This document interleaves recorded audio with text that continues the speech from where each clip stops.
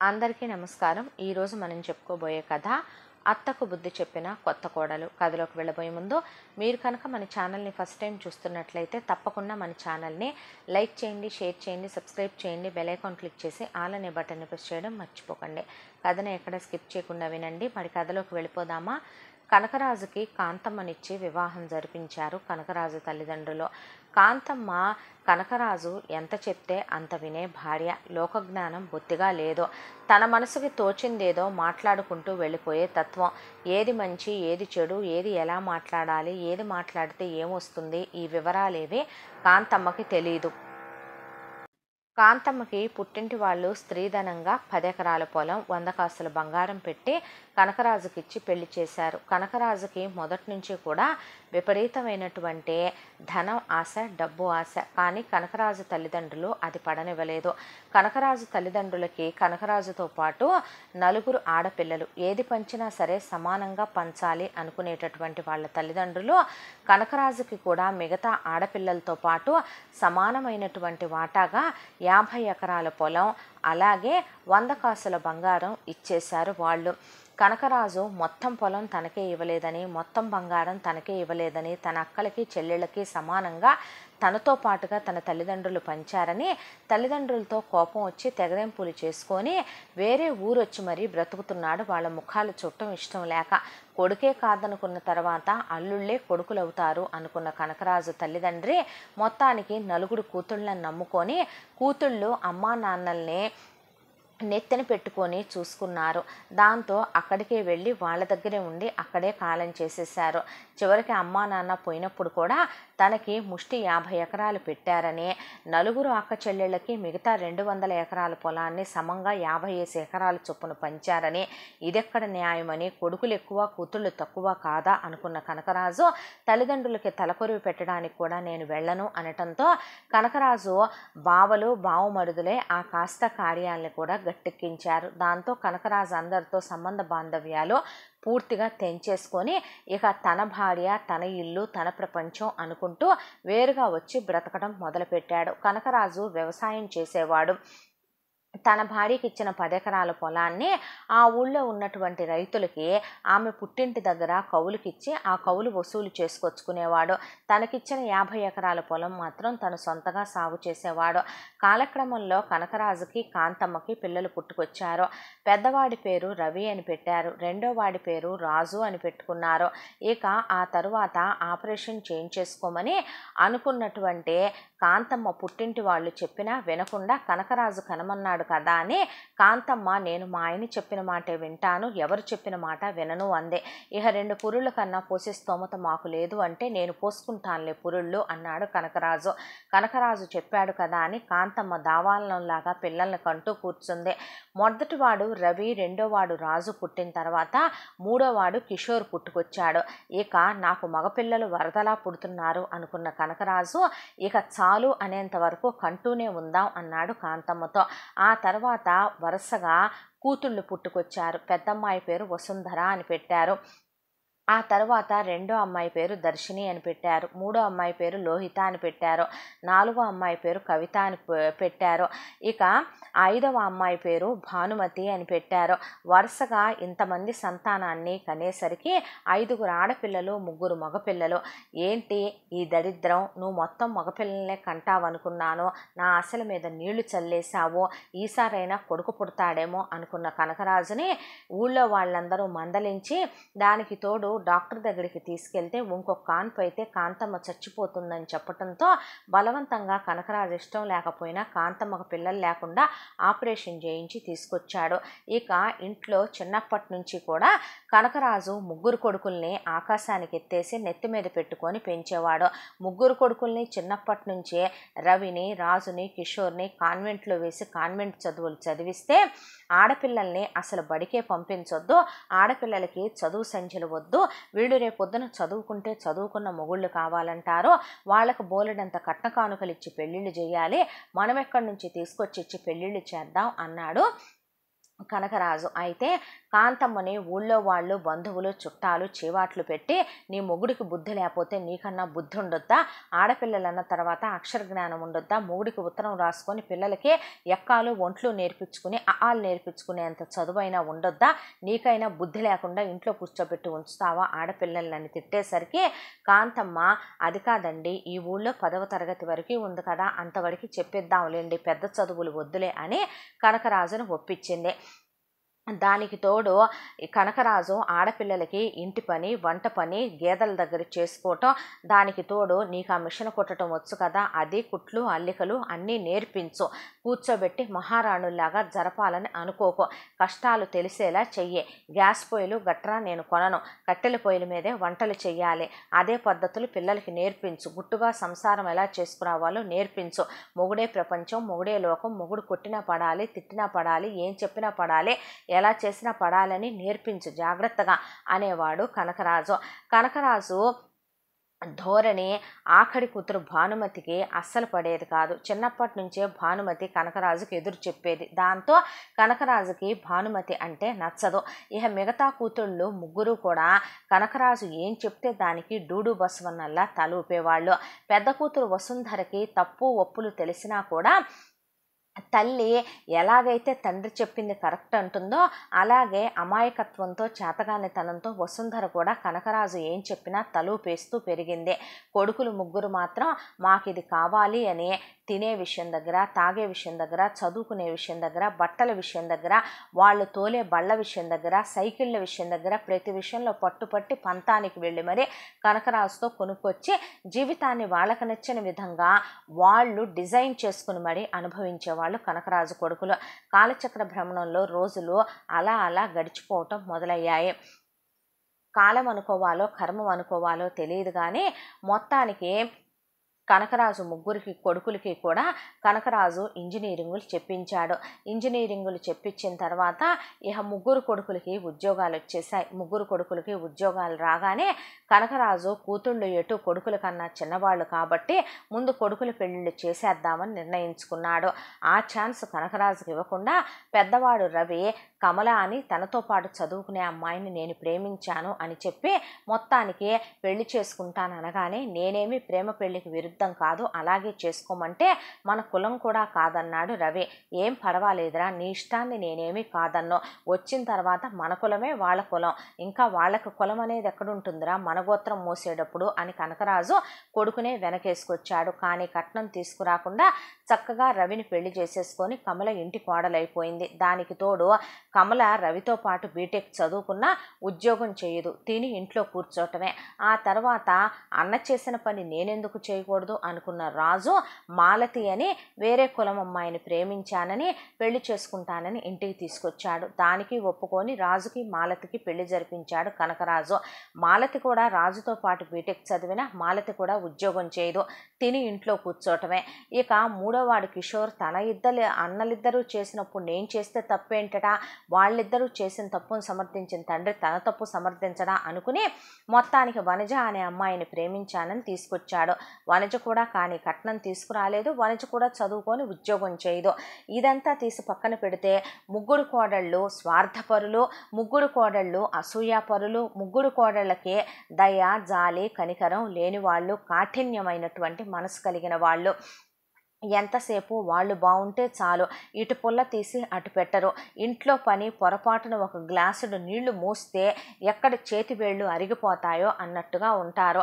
ఎంతసేపు వాళ్ళ సుఖం వాళ్ళ సౌఖ్యం వాళ్ళ ఆనందాలు చూసుకోవటం తప్ప పక్కన వాడు పడి చచ్చిపోతున్నాడన్నా కూడా ముగ్గురు కోడళ్ళు పట్టించుకోరు.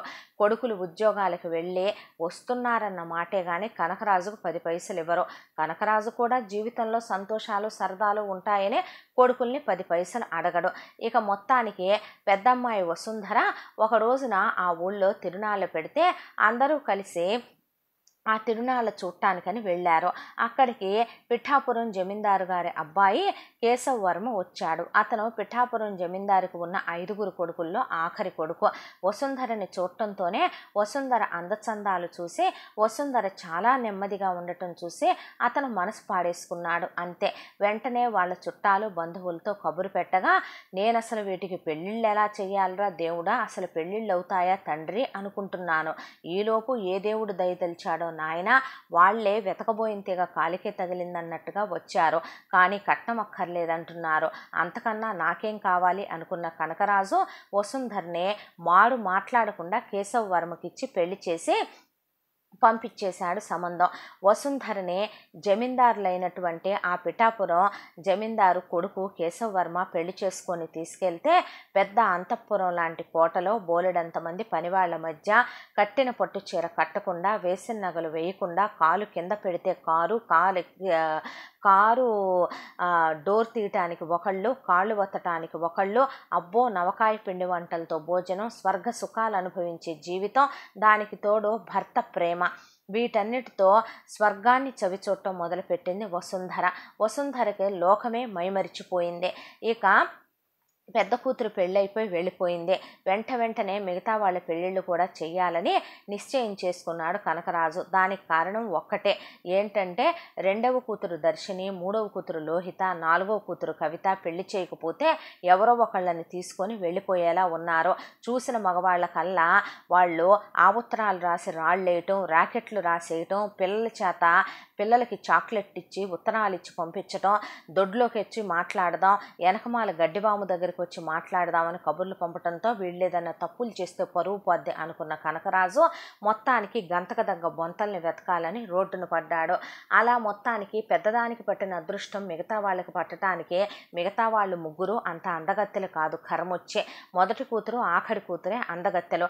ఆఖరిది ఎటు చిన్న చదువే కాబట్టి బోలెడంత టైం ఉంది. ఈలోపు మిగతా ముగ్గురికి వెలగబెట్టాలి. లేదంటే గనక ఊరొదిలి పెట్టి వెళ్ళిపోయినా ఆశ్చర్యపడాల్సిన అవసరం లేదు అనుకున్నటువంటి అతను వరుసగా సంబంధాలు తీసుకొచ్చేశాడు. 2వ అమ్మాయి దర్శనికి చిల్లర కొట్టు పెట్టుకున్న రాంబాబునిచ్చి పెళ్లి చేసేశాడు. 1,00,000 రూపాయలు కట్నం, 1 గొలుసు, 4 గాజులు ఇచ్చి మొత్తానికి పెళ్లి చేసి అత్తవారింటికి తోలేశాడు. ఇక 3వ కూతురు లోహితకి చిన్న స్టీల్ కొట్టు పెట్టుకున్నటువంటి సాగర్నిచ్చి పెళ్లి చేసేశాడు. సేమ్ ఆమెకు కూడా 1,00,000 రూపాయల కట్నం, 1 గొలుసు, 4 గాజులు ఇచ్చి పంపించేశాడు. ఇక 4వ కూతురు కవితకి చిన్న మెకానిక్ షాప్ పెట్టుకున్న కిరణ్కి ఇచ్చి పెళ్లి చేసేశాడు. అలా పెళ్ళిళ్ళైపోయి కూతుళ్ళు 1,00,000 రూపాయల కట్నం, 1 గొలుసు, 4 గాజులతో అత్తవారిళ్ళకి వెళ్ళిపోయారు. కానీ కనకరాజు దిగులు ఒక్కటే. ఉన్న 50 ఎకరాలు, తన భార్య 10 ఎకరాలు కలిపి 60 ఎకరాలు మొత్తం కొడుకులు ముగ్గురికి దోచిపెట్టాలి. అయ్యయ్యో పాపం నా కూతుళ్ళకి ఏమీ పెట్టలేకపోయానే అని బాధపడుతూ ఉండేవాడు. మరి కనకరాజు బాధని ఏ దేవుడు ఆలకిచ్చాడో ఏమో కానీ ఒకవైపున వసుంధరని పెళ్లి చేసుకున్న కేశవ వర్మ చాలా మంచివాడు. ఆ చుట్టుపక్కల 1000 గ్రామాల్లో అతన్ని దేవుడిగా కొలిచేవాళ్ళు. బోలెడన్ని సేవా కార్యక్రమాలు చేసేవాడు. బస్ షెల్టర్లు కట్టించటం, రోడ్లు వేయించటం, బావులు తవ్వించటం, కాలువలు తవ్వించటం. దాంతో కేశవ వర్మని దేవుడు అంటం మొదలుపెట్టారు చుట్టుపక్కల జనాలు. దాంతో కేశవ వర్మ 4 అన్నదమ్ములు వాళ్ళ వదినలు కలిసి మనకి డబ్బుండొచ్చు కానీ పేరు ప్రతిష్టలు మొత్తం కేశవ వర్మకే దక్కుతున్నాయి. రేపొద్దున ఇలాగే ఉంటే ఏ రాజకీయాల్లోనూ నుంచున్నాడంటే ముందు ఎమ్మెల్యే అవుతాడు, తర్వాత మంత్రి అవుతాడు, తర్వాత సీఎం, ఆ తర్వాత పిఎం అయినా కూడా ఆశ్చర్యపోవాల్సిన అవసరం లేదు. ఆదిలోనే హంసపాదయ్యాలి. ఇలాంటి వాటికి మీ తమ్ముడు ఇష్టం వచ్చినట్టు దాన ధర్మాలు చేసుకుంటూ వెళ్ళిపోతున్నాడు. అది కూడా తన ఆస్తిలోంచి చేస్తున్నాడు, మనకు అనవసరం అంటున్నారు మీ అమ్మా నాన్న.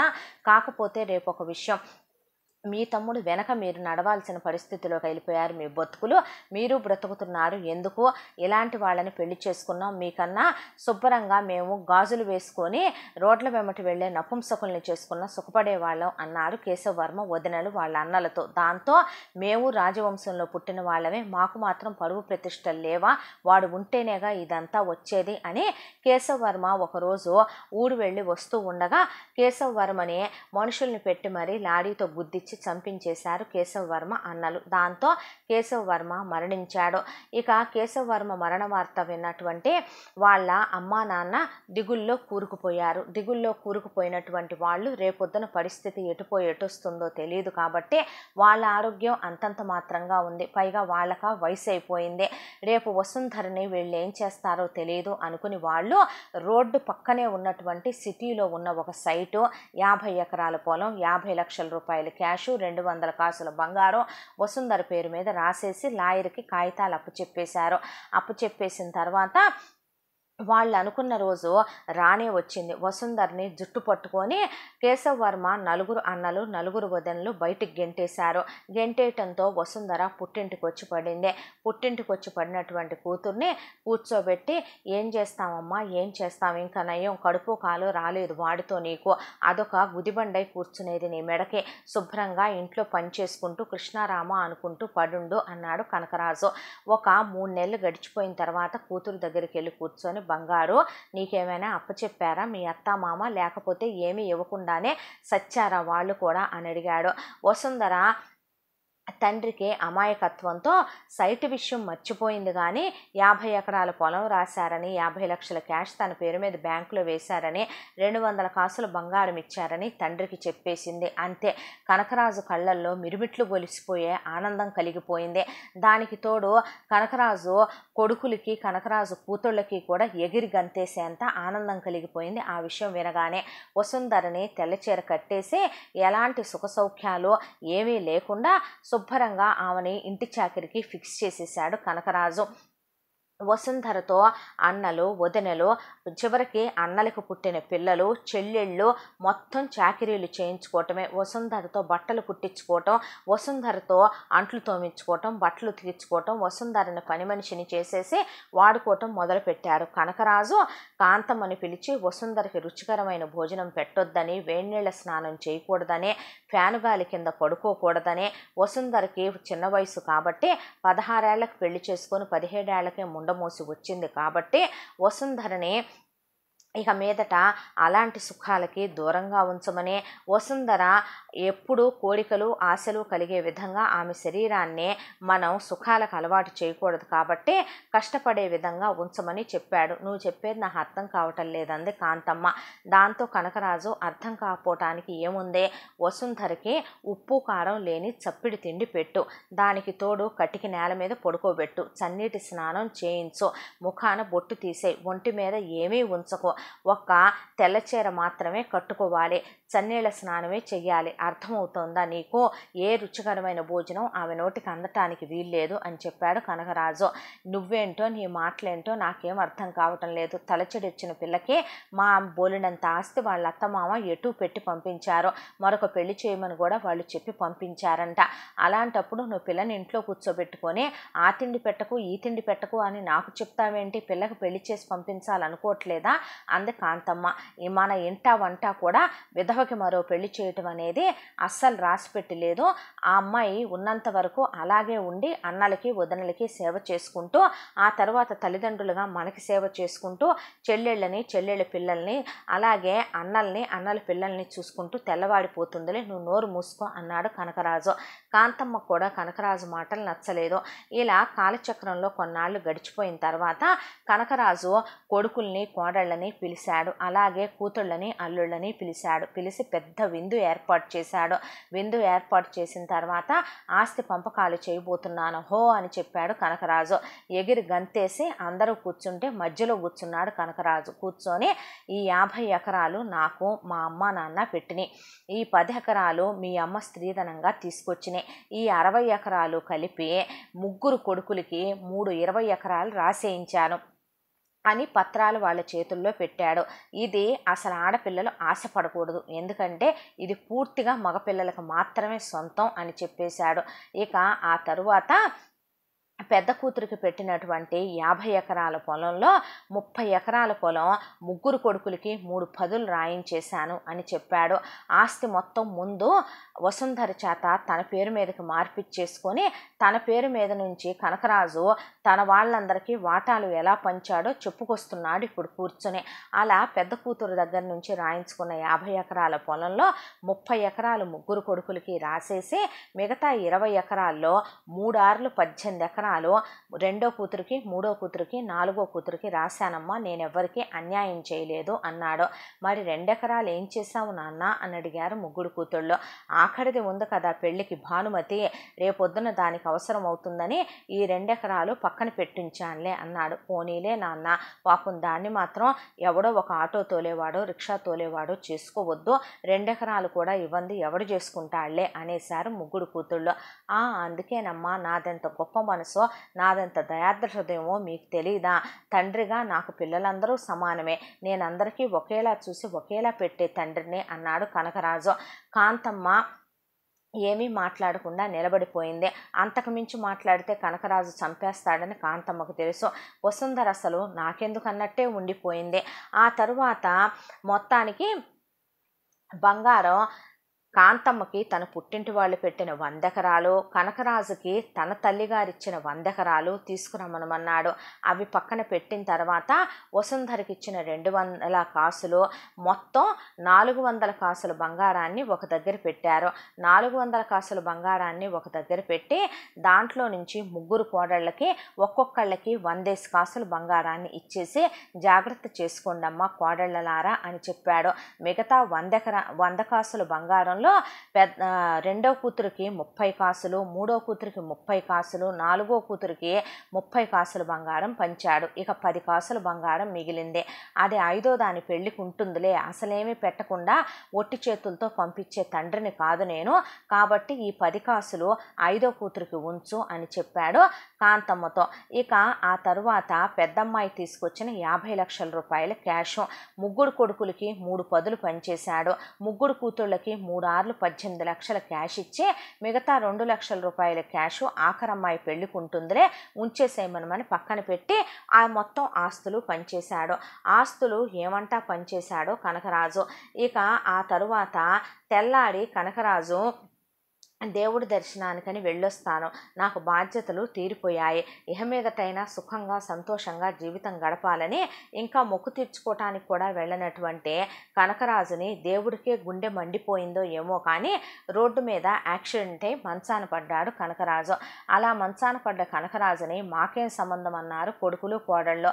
మాకేం సంబంధం అనేశారు రెండో కూతురు, మూడో కూతురు, నాలుగో కూతురు. దాంతో ఎవరికి తప్పినా తండ్రి బాధ్యత తనకు తప్పదు కదా, తల్లి ముఖం మీద బొట్టు లేనిదే చూడలేను అనుకున్న వసుంధర మొత్తానికి ఆ తండ్రి 5వ పిల్ల వాటాకని తీసినటువంటి 10 కాసుల బంగారం, 2 ఎకరాల పొలం, 2 లక్షల క్యాష్ పెట్టి కనకరాజుకి నయం చేయిద్దామని చెప్పి అనుకుంది. కాకపోతే కాలమో కర్మమో కలిసి రాక మొత్తానికి కనకరాజు కాస్త గుట్టుక్కుమన్నాడు.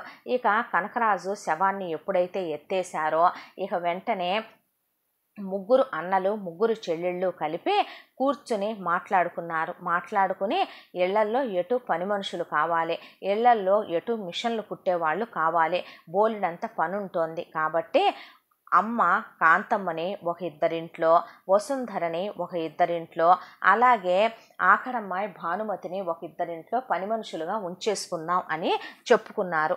ఇక వాళ్ళతో పాచి పనులు చేయించుకోవటం మొదలుపెట్టారు. ఇలా కొన్ని సంవత్సరాల కాలం గడిచిపోయింది. మొత్తానికి ఇప్పుడు కాంతమ్మ పెద్ద కొడుక్కి 2 పిల్లలు, రెండో కొడుక్కి 2 పిల్లలు, మూడో కొడుక్కి 2 పిల్లలు, కాంతమ్మ రెండో కూతురికి 2 పిల్లలు, మూడో కూతురికి 2 పిల్లలు, నాలుగో కూతురికి 2 పిల్లలు. వీళ్ళకి చేసింది చాలదని ఆ పుట్టిన పిల్లలకు కూడా చేసి ఒళ్ళు హోనం అయిపోయింది. భానుమతిది 10th క్లాస్ కంప్లీట్ అయి ఇంటర్లో జాయిన్ చేయమంటే ఎక్కడి నుంచి తీసుకొచ్చి జాయిన్ చేయమంటావు డబ్బులని చావుబాది వదిలిపెట్టారు. ఒకవైపున వసుంధరతో ఇంట్లో డోర్ కర్టెన్లు కుట్టించడం, ఇంట్లో దానికి తోడు అడుగు లంగాలని, చీరలని, జాకెట్లని కుట్టించేది కాక ఎవరి ఇంట్లో వసుంధర ఉంటే గనక వాళ్ళ ఇంట్లో వసుంధర చేత మిషన్ కుట్టించి ఆ వచ్చిన డబ్బులు మొత్తం ఆ కోడలు తీసుకుంటూ ఆ కూతురు తీసుకుంటూ ఉండేదే. వీళ్ళకి పిడికడన్నం పెట్టడానికి నానా మాటలని ఈసడించి అసహించుకుంటూ ఉండేవాళ్ళు. ఇక ఇలా ఉన్న ఈ నరకాన్నైనా వాళ్ళు భరించగలిగే వాళ్ళేమో. ఒక రోజున వీళ్ళ నరకం కాస్త అదుపు తప్పిపోయింది. కనీసం తల్లిని కానీ అక్కని కానీ చెల్లెలని కానీ జాలి దయ లేకుండా తయారైపోయారు వీళ్ళు. కనకరాజుకు పుట్టిన పిల్లలు అంతకన్నా మంచివాళ్ళు అవుతారు అనుకోవటం కూడా బహుశా తప్పేనేమో. అయితే ఎవరో ఒకడు ఒక సంబంధం తీసుకొచ్చాడు. ఏంటంటే వాడి పేరు రత్తయ్య. వాడికి ఒక భార్య చనిపోయింది. రెండో భార్య ఇంట్లో నుంచి చెప్పా పెట్టకుండా వెళ్ళిపోయింది. మూడో భార్య 10 మందిలో పంచాయతీ పెట్టి మొత్తానికి రత్తయ్యని రోడ్డెక్కించి తెగదెంపులు చేసుకొని వెళ్ళిపోయింది. అలా 3 పెళ్ళిళ్ళైన రత్తయ్యకి మొదటి భార్యకు పుట్టినటువంటి అనంతు అనే పిచ్చి కొడుకు ఒకడున్నాడు. గొలుసులు వేసి కట్టేసి ఉంచుతారు ఆ కొడుకుని. అయితే ఇప్పుడు రత్తయ్యకి ఒక పెళ్ళాం కావాలి. ఆ పెళ్ళాం ఎవరంటే వసుంధర. వసుంధరని ఇచ్చి పెళ్లి చేస్తే వీళ్ళ 6గురికి 60 లక్షల రూపాయలు ఇస్తానని చెప్పాడు రత్తయ్య. ఇక అనంతుకి ఆఖరమ్మాయి భానుమతిని ఇచ్చి పెళ్లి చేస్తే రత్తయ్య ఒక 3 సైట్లు వీళ్ళకి రాస్తానని చెప్పాడు. దానికి తోడు ఒక 60 కాసులు బంగారం పెడతాను, 6గురిని పంచుకోమని చెప్పాడు. దాంతో ఈ డీల్ చాలా బాగుందనుకొని అలాగేనని వీళ్ళందరూ కలిసి ఒప్పుకున్నారు. చచ్చినా ససేమిరా నేను నా భర్త ప్రాణానికి ప్రాణంగా నన్ను ప్రేమించాడు. ఆయన్ని తప్ప నేనెవరిని భర్తగా ఊహించుకోలేను, నేనెవరిని చేసుకోను. నేను పెళ్లి చేసుకునేదాన్ని అయితే ఎప్పుడూ చేసుకునేదాన్ని. నాకు ఇచ్చిన ఆస్తి మొత్తం ముష్టి కింద భావించి మీకెందుకు పడేసేదాన్ని నేనని వసుంధర మొట్టమొదటిసారి మాట్లాడిందే. ఆఖరమ్మాయి నేను చదువుకొని ఎదగాలనుకుంటుంటే నా జీవితం పిచ్చోడి కాళ్ళ కింద నాశనం అయిపోవటం ఏంటి, అసలు మీరెవరు నా జీవితం గురించి నిర్ణయం తీసుకోవటానికి అనేసిందే. కాంతమ్మ మనుషుల పశువులా మీరు? ఇంట్లో అంత చాకిరి చేయించుకున్నా కూడా మేమేమనలేదు. పురుళ్ళు పోయించుకున్నారు, పుణ్యాలు పోయించుకున్నారు, మిషన్లే కుట్టించుకున్నారు, అయినా మేమేమనలేదు. ముద్ద పెట్టలేదు, మేమేమనలేదు. ఒక బట్ట కొని పెట్టలేదు, ఏమనలేదు. మీరు కట్టి తీసేసిన ఇచ్చినా వేసుకున్నాం, మీరు తిన్నాక మిగిలింది తినమన్నా పడున్నాం. కానీ చివరికి మా జీవితాలు మీ ఇష్టం వచ్చినట్టు చేస్తామంటే మాత్రం నేను అస్సలు ఊరుకోననేసింది కాంతమ్మ. దాంతో ఒళ్ళు మండిపోయినటువంటి కొడుకులు 3 కలిసి వసుంధరని పడేసి చావు బాధేశారు. కోడళ్ళు 3 కాంతమ్మను పడేసి కొట్టారు. ఇక 3 కూతుళ్ళు కలిసి ఆఖరమ్మాయి భానుమతిని చితగొట్టేశారు. కనీసం అల్లుళ్ళు నోరెత్తి మీరు అలా చేయటం తప్పు అని ఒక్క మాట అంటారేమోనని కాంతమ్మ కూడా చూసింది 3 అల్లుళ్ళ వైపు. నోరెత్తి మాకెందుకు అన్నట్టు రాంబాబు, సాగర్, కిరణ్ అక్కడి నుంచి వెళ్ళిపోయారు. కానీ మీరు చేసేది తప్పని భార్యల్ని వారించలేదు. దాంతో ఈ జన్మలు ఇంతే, ఈ జన్మలు ఈ జీవితానికి బాగుపడవు, ఏదో ఒకటి తాగి సస్తే పోద్దే అనుకున్నారు. వీళ్ళ 3ని ఒక గదిలో విసిరేసి గొళ్ళెం పెట్టేసి ఎల్లుండే పెళ్ళి, పిచ్చి పిచ్చి వేషాలు వేస్తే తోలు తీసేస్తాం ఏమనుకుంటున్నారో, పెట్టింది తిని కుక్కిన పేన్లల్లే పడుండండి అనేశారు కొడుకులు కోడళ్ళు. ఎంత బతుకు బతికి కొడుకులతో తన్నిచ్చుకొని కోడళ్లతో తన్నిచ్చుకొని నాది కూడా ఓ బతుకేనా, అవునులే కనకరాజు లాంటి మొగుడిని చేసుకుంటే ఇంతకన్నా మంచి బతుకు ఎలా వచ్చుద్దే, ఆ రోజు పిల్లల్ని కనమన్నాడని కన్నందుకు నా చెప్పుతో నన్ను నేను కొట్టుకోవాలి అనుకుంది కాంతమ్మ. ఏ ఇంట్లోనైనా కొడుకులో కోడళ్ళలో మంచోళ్ళు ఉండరు.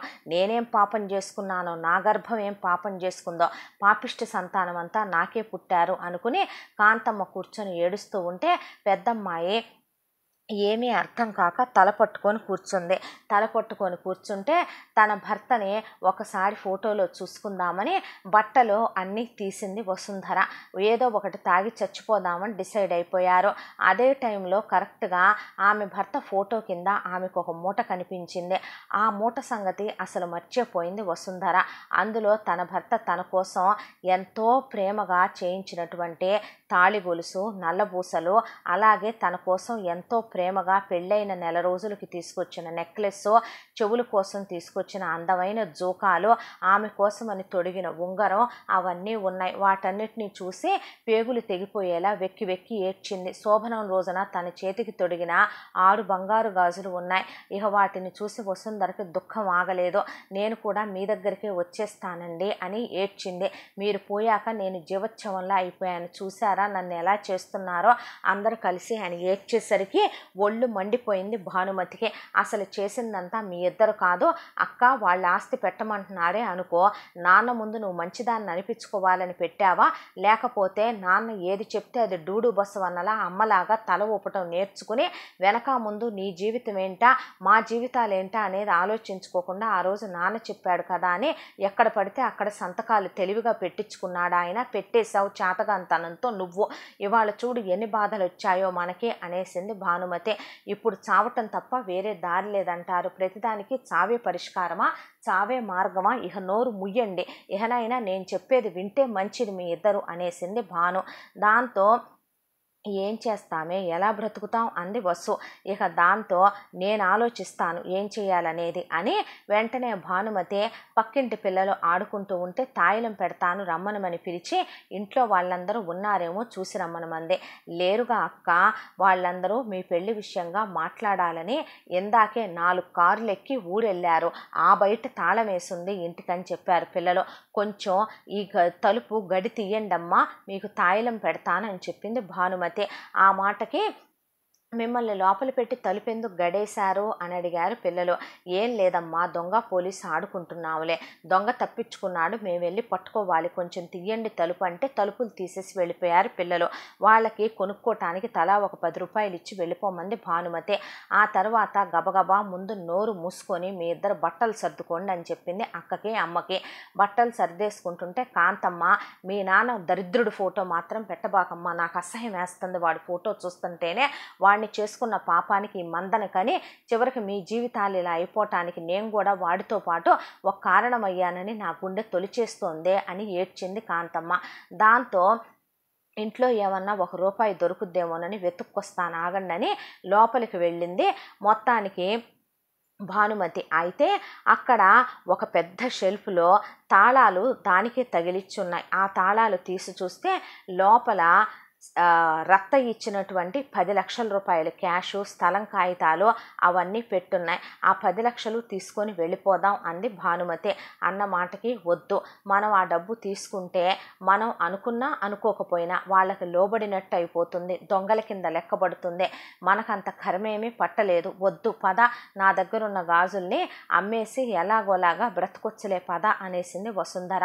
నీ దగ్గరున్న బంగారం నీకు బావిచ్చిన జ్ఞాపకాలక్క, అవెందుకు తీసుకోవాలి అంటే సరే ఇందులో నుంచి ఒక 10,000 తీసుకుందాంలే, ఆ తర్వాత ఎలా బ్రతకాలో ఆలోచించవచ్చు అంది వసుంధర.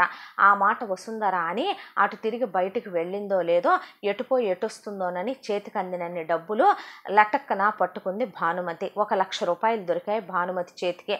సంచిలో అడుగున పడేసుకుంది. అప్పుడే రాత్రిపూట సమయం 9 కావస్తోంది.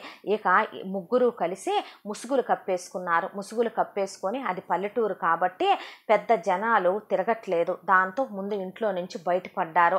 ఇంట్లో నుంచి బయటపడి చాలల్లో నుంచి పడి పిచ్చివాళ్ళు పరిగెత్తినట్టు పరిగెత్తుకుంటూ మొత్తానికి వచ్చి హైవే మీద పడ్డారు.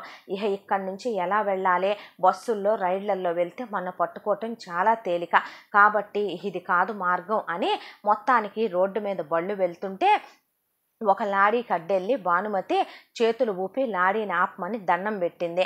ఆ లారీలో వెళ్తున్నటువంటి డ్రైవరు లారీ ఆపాడు. లారీ ఆపితే ఎవరమ్మా మీరు, ఎక్కడికి వెళ్ళాలంటే ఈ లారీ ఎక్కడికి వెళ్తుందండి అని అడిగింది భానుమతి. ఇది నార్త్ సైడ్ వెళ్తుందమ్మా, ఇక్కడి నుంచి 48 గంటల ప్రయాణం అని చెప్పాడు అతను. పర్వాలేదండి, మేము కూడా అక్కడికే వెళ్ళాలి, కొంచెం తీసుకెళ్తారా? అదేంటమ్మా ఊరి పేరు కూడా తెలియకుండా నాతో ఎలా వస్తారా అలా మీరు అని అడిగాడు ఆయన.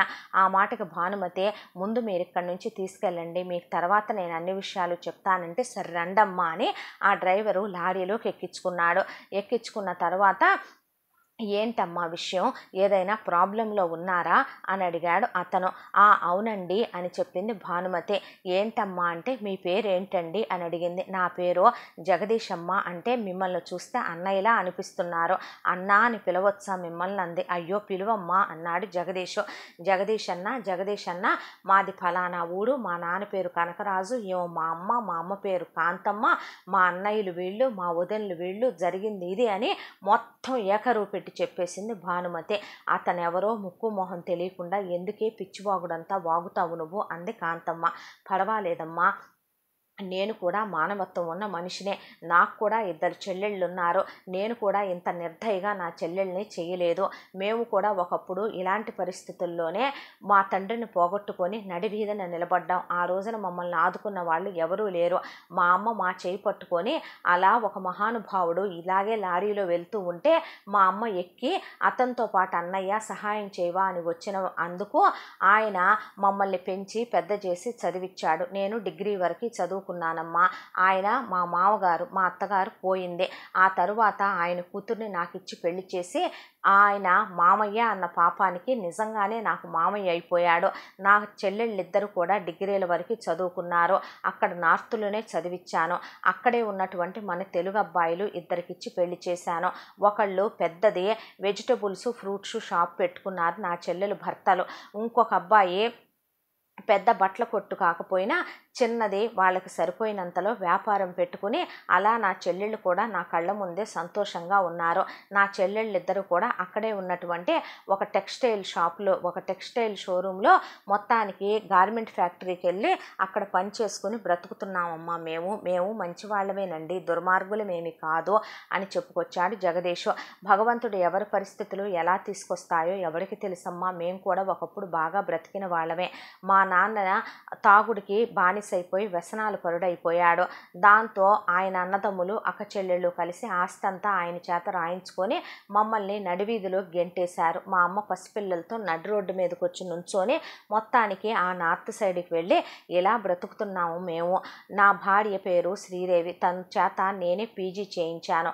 అక్కడ నార్త్ సైడే ఒక స్కూల్లో టీచర్గా పనిచేస్తోంది. నాకు కొడుకు, వాడు కూడా నా భార్యతో పాటే స్కూల్కి వెళ్తున్నాడు. నా చెల్లెళ్ళకి 2 పిల్లలు అని చెప్పుకొచ్చాడు జగదీష్. దాంతో ఏమనుకోబాకు బాబు, మాకు మంచి చెడు ఏమీ తెలియదయ్యా, ఏదున్నా పైకే అంటాం, కడుపులో ఒకటి పెట్టుకొని పైకి ఒకటి నటించడం రాదయ్యా. నాక 2 ఆడపిల్లల్ని తోడు తీసుకొని మొట్టమొదటిసారి రోడ్డు మీద పడ్డాను.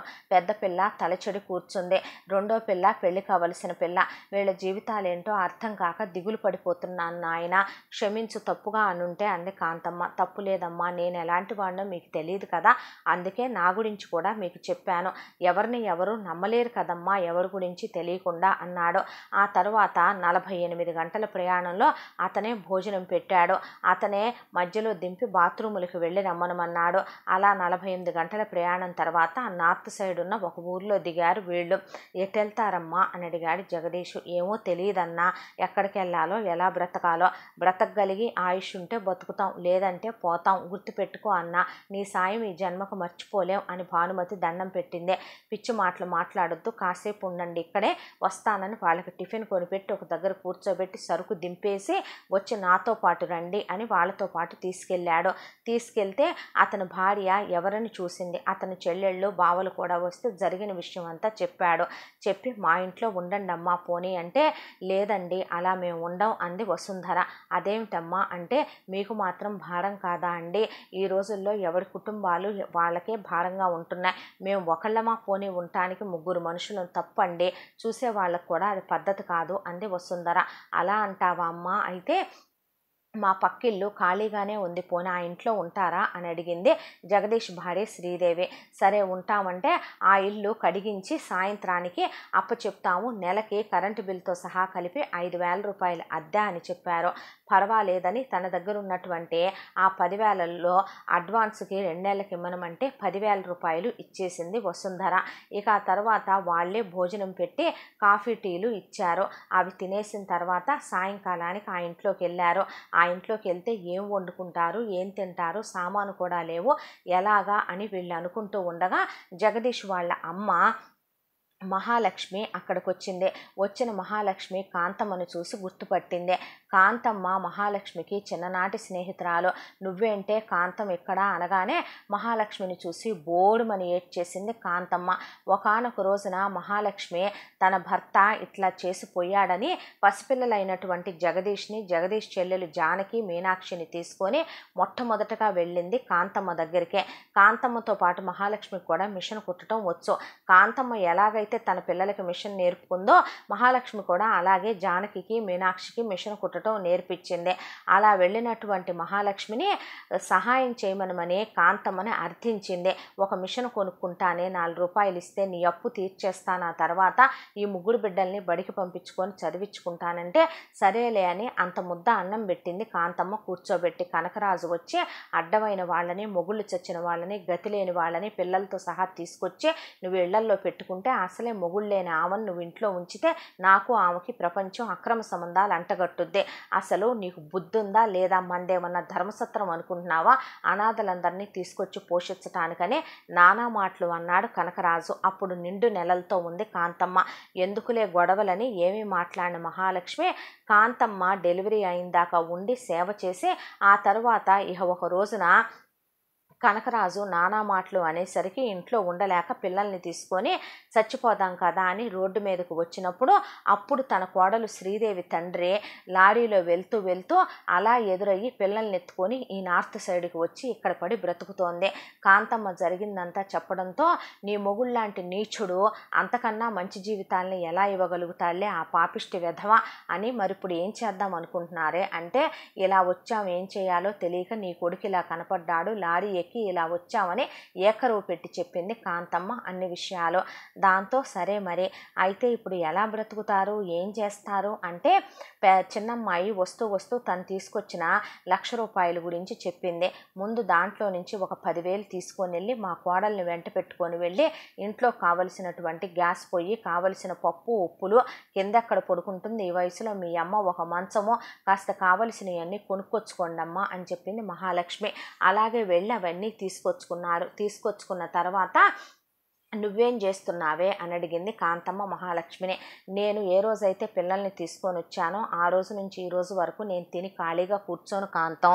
ఇక్కడ బోలెడంతమంది ఎంప్లాయీస్ ఎక్కడెక్కడి నుంచో వచ్చి ఉద్యోగాలు చేసుకుంటారు, భార్యాభర్తలు. వాళ్ళ పిల్లల్ని పట్టుకునే వాళ్ళు కావాలి. ఒకళ్ళని పట్టుకుంటే నెలకి 10,000, ఇద్దరిని పట్టుకుంటే నెలకి 20,000. ఒక 2 పిల్లలున్న తల్లి దగ్గర నేను కుదిరాను. ఉదయం 9 గంటలకి వాళ్ళ ఆఫీస్కి వెళ్తారు, నేను 8 గంటలకు వెళ్తాను. నాకు కాఫీ టిఫిన్లు వాళ్లే ఇస్తారు, మధ్యాహ్నం భోజనం నాకు కూడా వాళ్లే పెడతారు. సాయంత్రం వాళ్ళ ఆఫీసు నుంచి వచ్చేంత వరకు 7 అయినా 8 అయినా ఆ పిల్లల్ని పట్టుకొని మనం కూర్చొని వాళ్ళకి టయానికి భోజనం పెట్టి చూసుకోవాలి. వాళ్ళు రాగానే వాళ్ళకి అప్పచెప్పేసి నేను ఇంటికి వచ్చేస్తానే. అలా ఇన్ని సంవత్సరాల్లో నేను సంపాదించిన డబ్బులు నా కొడుక్కి నా కూతుళ్ళకి పెళ్ళయ్యేంత వరకు వాళ్ళకి ఖర్చు పెట్టాను. ఇక అక్కడి నుంచి మా పిల్లలు నాకు అక్కర్లేదంటే కాలు చెయ్యి ఆడుతున్నప్పుడు ఎందుకు తిని ఖాళీగా కూర్చోవాలని ఆ నెల వచ్చే డబ్బుల్లో ఒక 5,000 మాత్రం నా కొడుకు మీద పడి తింటున్నానని వాడి చేతిలో పెట్టి మిగతా 15,000 రేపొద్దున రోగమో రొస్టో వస్తే ఉంటాయని నా పేరు మీద బ్యాంకీలో వేసుకుంటున్నాను. బాగానే ఉన్నాయి, లక్షల దాకా బాగానే మూలుగుతున్నాయి. నా డబ్బులు నా పిల్లలు ముట్టుకోరు. ఇదిగో ఈ 2 పేటల గొలుసు నా కొడుకు చేయించాడు, ఈ గాజులు, ఈ కుడి చేతికున్న 4 గాజులు నా పెద్ద కూతురు చేయించితే ఎడం చేతికున్న 4 గాజులు నా రెండో కూతురు చేయించిందే అని చెప్పుకొచ్చింది మహాలక్ష్మి. అదృష్టవంతురాలివి అంది కాంతమ్మ. నువ్వు కూడా అదృష్టవంతురాలివే. నేను ఈరోజే పక్కింట్లో ఒకళ్ళు దిగారు, నేను చేసే పక్కింట్లో, నన్నే చూసుకుంటావా అని అడిగితే నా వల్ల కాదన్నాను. వాళ్ళకి 3 పిల్లలు, నెలకు 30,000 ఇస్తారు. రేపటి నుంచి నాతో పాటు నువ్వు కూడా రా కాంతం. పిల్లలకు కొంతైనా బరువు తగ్గినట్టుంటుంది. పొద్దున్నే టిఫిను కాఫీ ఇచ్చి మధ్యాహ్నం భోజనం ఇచ్చి సాయంత్రం స్నాక్స్ పెడతారు. రాత్రి భోజనానికి ఇంటికి వస్తే చాలు. పిల్లలకి కొంతైనా ఆదరవు అవుతావు. తిని ఇంట్లో కూర్చోవటం ఎందుకు అంటే నేనా, నా వల్ల అవుద్దా అంది కాంతమ్మ. ఏ నీ కొడుకు పిల్లలకి ముడ్లు మూతులు కడిగి పెంచి పురుళ్ళు పోసి రాలేదు నువ్వు? అంత ప్రేమగా చూసుకుంటే నెత్తిని పెట్టుకుంటారు వాళ్ళైతే. నోరు మూసుకొని రా రేపొద్దున నాతో పాటు అని చెప్పి కాంతమ్మని తనతో తీసుకెళ్ళటం మొదలుపెట్టింది మహాలక్ష్మి. అలా ఏమైపోతారో, ఏ గాలికి పోతారో, ఎంగిలి విస్తరాకుల్లా ఎలా కొట్టుకుపోతారో అనుకున్న వీళ్ళ జీవితాలు భగవంతుడు మలుపు తిప్పి మొత్తానికి తీసుకెళ్ళి ఒక గాడికి చేర్చాడు. ఇక ఎలా బ్రతకాలి, ఏం చేయాలి అనే ఆలోచనలో పడినటువంటి వసుంధర తల్లి తీసుకొచ్చే డబ్బులతో పని అవ్వదు కదా, ఏం చేయాలి అనుకుంటూ ఉండగా మహాలక్ష్మి ఒక ఆదివారం రోజు కూర్చుని ఏంటమ్మా అంటే మిషన్ తీసుకొచ్చుకున్నాను పెద్దమ్మ నిన్న వెళ్ళి అని చెప్పింది వసుంధర. ఇక్కడ కూర్చొని మిషన్ కుడతానంటావా అన్న మాటకి మా అమ్మాయిలిద్దరూ గార్మెంట్ ఫ్యాక్టరీలో పనిచేస్తున్నారు. మీ అమ్మ మిషన్ నేర్పించిందంటే నీకు మిషన్ బాగానే వచ్చి ఉంటుంది. రేపు వెళ్ళి గార్మెంట్ ఫ్యాక్టరీలో జాయిన్ అవ్వు. రోజుకు 1,000 రూపాయలు ఇస్తారు. నెలకు 30,000 రూపాయలు వస్తాయి, దేనికో దానికి ఉంటాయి, పొద్దున 10 దగ్గర నుంచి సాయంత్రం 6 వరకు కుడితే చాలు అని చెప్పింది మహాలక్ష్మి. ఆ తర్వాత ఇంటికి వచ్చాక నువ్వు చేసేదేంటి వసుంధర? ఏమీ లేదు కదా. 6 వచ్చిన తర్వాత శుభ్రంగా పొద్దున పూట వండిన కూరలే సాయంత్రానికి ఉంచుకోండి, సాయంకాలం పూట బియ్యం ఒక్కటి కడిగి పెట్టుకుంటే అన్నం సరిపోద్ది మీ ముగ్గురికి. ఇక 9 దగ్గర నుంచి 12 వరకు ఎన్ని బట్టలు కుట్టగలవో కుట్టు. మన తెలుగు వాళ్ళు బోల్డ్ మంది ఉన్నారు, బట్టలు కుట్టేవాళ్ళు లేక సస్తున్నారు, వాళ్ళు బయట బోర్డు రాసి తగిలిచ్చు, ఆ బట్టల్ని కుట్టి అలా వాళ్ళకి నువ్వు కరెక్ట్గా కనుక టైం ప్రకారం ఇస్తే బోలెడన్ని ఖాతాలు వస్తాయి నీకని చెప్పింది వసుంధరకి మహాలక్ష్మి. అలాగే బోర్డు రాసి తగిలించి వసుంధర మొట్టమొదటిసారి పిఠాపురం జమీందారు కేశవవర్మ భార్యగా కాకుండా ఒక సామాన్యమైన స్త్రీగా గార్మెంట్ ఫ్యాక్టరీకి వెళ్ళి బట్టలు కుట్టి అలా ఉద్యోగం చేయటానికని ముందు కాలు బయట పెట్టింది. మొత్తానికి వసుంధర కూడా ఒక దారిలో పడిందిలే అనుకొని కాంతాన్ని నువ్వు నేను 6-7 వచ్చేస్తున్నాం కాంతం, అక్కడి నుంచి ఏం చేస్తున్నావే నువ్వు అని అడిగింది మహాలక్ష్మి. ఏముంది చేయటానికి, టీవీలో సీరియల్స్ చూస్తే విశ్రాంతి తీసుకుంటున్నాను అంది కాంతమ్మ. అంత విశ్రాంతి ఏమీ నీకు అక్కర్లేదులే, కానీ ఇక్కడ ఉన్నటువంటి మన తెలుగు వాళ్ళు బోలెడంత మంది నోరు సవిజచ్చిపోయి కొట్టుకుంటున్నారు, అక్కడి నుంచి ఇక్కడికి కొరియరుల్లో పంపించమని పుట్టింటి వాళ్ళకి అవని ఇవని కబుర్లు పంపుతూ ఉంటారు, తినేయి. నీకు బోలెడన్ని పిండి వంటలు వండటం వచ్చు కదా, నువ్వు ఉమ్మడి కుటుంబంలో నుంచి వచ్చిన దానివే కదా, శుభ్రంగా బయట బోర్డు రాసి తగిలిచ్చవే భానుమతి. ఇక నుంచి నువ్వు పిండి వంటలు కారపళ్ళు అవన్నీ చేసి అమ్మి వచ్చిన డబ్బులు ఒక దాంట్లో బ్యాంక్ అకౌంట్లో వేసుంచు అని చెప్పి చిన్నదాన్ని నువ్వు ఎంతకాలం ఇలా ఉంటావే, చదువుకోవా అని అడిగింది మహాలక్ష్మి. నాకు చాలా ఇష్టం పెద్దమ్మ, చదువుకోవాలనే ఉంది, కాకపోతే మా అక్క ఎలా చదివిస్తుందని. ఏం పర్వాలేదు, మీ అక్కకో బాధ్యత ఉంటుంది, నువ్వు వెళ్ళి చదువుకోపో అంది మహాలక్ష్మి. దాంతో తనే తీసుకెళ్ళి కాలేజీలో జాయిన్ చేద్దామని చెప్పి అనుకుంటూ ఉండగా సంవత్సరానికి 50,000 రూపాయలు ఫీజు, 10,000 రూపాయలు బుక్స్ యూనిఫామ్స్కి అవుతాయి అని చెప్పారు భానుమతికి. అయితే వీళ్ళు తీసుకొచ్చిన 1,00,000 రూపాయల్లో 30,000 రూపాయలు ఖర్చులకు పోను 70,000 రూపాయలు మిగిలాయి. ముందు ఒక సంవత్సరానికి జాయిన్ అవ్వమని రెండో సంవత్సరానికి 20,000 రూపాయలు కట్టేసి వచ్చానే వసుంధర, ఇంకో 30,000 నువ్వే వాళ్ళకి ఎదురు కట్టాలి. ఈ సంవత్సరం యూనిఫాములకి 10,000 నువ్వే నీ జీతంలో నుంచి తీసుకొట్టు, వచ్చే సంవత్సరం యూనిఫాములకి డబ్బులు పక్కన పెట్టుంచు, దాన్ని చదివించాలి, అది ఎలాగైనా సరే ఇంజనీరింగ్ చేయాలనే దాని కళ అంటోంది కదా, అది చదువుకుంటానంటోంది, చదివించండి అని చెప్పింది. చెప్తే ఈలోపు వసుంధరకి అదే గార్మెంట్ ఫ్యాక్టరీలో పనిచేస్తున్నటువంటి రాఘవతో పరిచయం ఏర్పడింది. రాఘవకి వసుంధర చాలా నచ్చింది. వసుంధర అందచందాలు, అలాగే వసుంధర రాఘవతో చాలా స్నేహంగా ఉంటూ తన గతం గురించి జరిగిన విషయాల గురించి కూడా అతనితో చెప్పుకుంది. ముసుగులో గుద్దులాట ఎందుకు, రాఘవ వసుంధరని చాలా ఇష్టపడుతున్నాడు, ప్రాణానికి ప్రాణంగా ప్రేమించడం మొదలుపెట్టాడు. ఒక ఆదివారం రోజున రాఘవ తనకు తానుగానే వసుంధర వాళ్ళ ఇంటికి వెళ్ళాడు. వసుంధర వాళ్ళ ఇంటికి వెళ్ళి తనని తాను పరిచయం చేసుకొని తన పేరు రాఘవ అని, తను కూడా ఒక 4-5 ఏళ్లుగా ఇదే గార్మెంట్ ఫ్యాక్టరీలో సూపర్వైజర్గా పనిచేస్తున్నానని చెప్పి తనకంతకు ముందే పెళ్ళయిందని, తన మేనగోడల్ని చేసుకున్నానని, తను బిడ్డను కంటూ డెలివరీలో మరణించిందని, తనకు కొడుకు కూడా ఉన్నాడని, పిల్లాడిని తనే తీసుకొచ్చి తన దగ్గరే ఉంచి పెంచుకుంటున్నానని, ఇక్కడే స్కూల్లో ఉన్నాడని, 4వ తరగతి చదువుతున్నాడని చెప్పుకొచ్చాడు రాఘవ. ఆ మాటలన్నీ విన్నటువంటి కాంతమ్మ, నువ్వు చెప్పిందంతా బాగానే ఉందబ్బాయి, నువ్వు అడిగిన విధానం కూడా బాగానే ఉంది, కానీ రెండో సంబంధం ఇవ్వటానికి వెనకాడతారు చాలామంది, అలాంటిది నువ్వు పిల్లాడి తండ్రివి కూడా, మా అమ్మాయిని నువ్వు అడగొచ్చు, మా అమ్మాయికి కూడా భర్త పోయున్నాడు కదా అని, కానీ మా అమ్మాయికి పిల్లలైతే లేరు కదా, రేపొద్దున ఎంత చూసినా మా అమ్మాయి నీ కొడుకు తల్లి వద్దంటావా అనేసింది. ఆ మాటకి పక్కింట్లో ఉన్నటువంటి మహాలక్ష్మి వచ్చి, ఇక నువ్వు నోరు ముయ్యి కాంతం అని, ఏ వసుంధర మౌనంగా ఉన్నావే, మీ అమ్మ మాట్లాడుతుంటే నోరు విప్పట్లేదేమే, ఆ పిల్లాడికి నువ్వు అమ్మవు కాలేవా, నీ చెల్లెల బాధ్యత తీసుకొని నీ చెల్లెల్ని చదివించుకుంటున్నావు, అలాంటిది నువ్వు ఆ పసివాడికి తల్లివి కాలేవా, వాడిని హక్కుని చేర్చుకోలేవా అని అడిగేసింది. దాంతో వసుంధర ఏమీ మాట్లాడకుండా మౌనంగా ఉంటే, రాఘవ్ మీకు ఇష్టమైతేనే ఈ వివాహం, లేదంటే లేదు అనేశాడు. నాకు ఇష్టమే అంది వసుంధర. అయితే పిల్లాడి బాధ్యత నీకు ఇష్టం లేదా ఏమిటే అని అడిగింది మహాలక్ష్మి. ఆ మాటకు మాత్రం ఏమీ మాట్లాడలేదు వసుంధర. అది కాదు పెద్దమ్మ, నేనెంత చూసినా రేపొద్దున వాడికి నేను అమ్మను అవుతానంటావా అందే. అది మనం చూసే విధానంలో ఉంటుంది, నువ్వు నోరు ముయ్యక అనేసింది మహాలక్ష్మి. మొత్తానికి వసుంధరకి రాఘవకి పెళ్ళైపోయింది. సింపుల్గా రిజిస్టర్ మ్యారేజ్ చేసుకొని గుళ్ళో తాళి కట్టించేసి తీసుకొచ్చి అదే ఇంట్లో కాపురం పెట్టుకొని భర్తతో కాపురం చేసుకుంటోంది. నేను పిల్లలు లేకుండా ఆపరేషన్ చేయించుకుంటాను, మళ్ళీ పిల్లలు పుడితే మీ కొడుకుని ఎక్కడ ప్రేమగా చూసుకోలేదో అనుకుంటారు మీరు అనేసింది వసుంధర. ఆ మాటకి రాఘవ, చూడు వసుంధర, నీకు 3 విషయాలు నేను వివరంగా చెప్పాలనుకుంటున్నాను. వాడి కోసం ఎవరు ఏ ఆస్తిపాస్తులు ఏ స్థిరచరాస్తులు కూడబెట్టాల్సిన అవసరం లేదు. ఎందుకంటే నా భార్య తరఫు నుంచి వచ్చిన ఆస్తి నా అత్తమామలు వాడికే రాశారు. దానికి తోడు నా తల్లిదండ్రులు నాకు ఇచ్చినటువంటి ఆస్తిపాస్తులు కూడా వాడికే చెందేలా రాశారు మా అమ్మ నాన్న కూడా. కాబట్టి వాడికి ఎవరు ఏ కష్టార్జితాలు ధారపోయాల్సిన అవసరం లేదు. నాకు మొన్నే అర్థమైంది మీ అమ్మగారు మాట్లాడిన మాటల్లో, నువ్వు వాడికి తల్లిగా దగ్గర కాలేకపోతున్నావని. వాడి కోసం నువ్వే ఆపరేషన్లు చేయించుకోవద్దు. నువ్వు ఇప్పటికే నీ జీవితంలో చాలా సుఖాలు సంతోషాలు నీ కుటుంబం కోసం నువ్వు ధారపోసానని, త్యాగం చేశాను అనే బాధలో ఉన్నావు. రేపొద్దున నువ్వు పిల్లల్ని కనకుండా నీ జీవితంలో ఉన్న వాటన్నిటినీ నువ్వు ధారపోసాను నా కొడుకు కోసం అంటే వాడు ఆ మాట తీసుకోగలిగి ఉండొచ్చు, తీసుకోలేకపోయి ఉండొచ్చు. వాడు నీకు కొడుకు అనిపించవచ్చు, కొడుకు అనిపించకపోవచ్చు. వాడు రేపొద్దున నేను చూడొచ్చు, చూడకపోవచ్చు. ఎందుకు ఇదంతా? నువ్వు కూడా నీ బిడ్డలంటూ నీకుండాలి, నీ వాళ్ళంటూ నీ వారసులంటూ నీకుంటేనే మంచిదిలే అన్నాడు రాఘవ. దాంతో వసుంధర నెల తప్పింది. వసుంధరకి ఒక కొడుకు పుట్టాడు.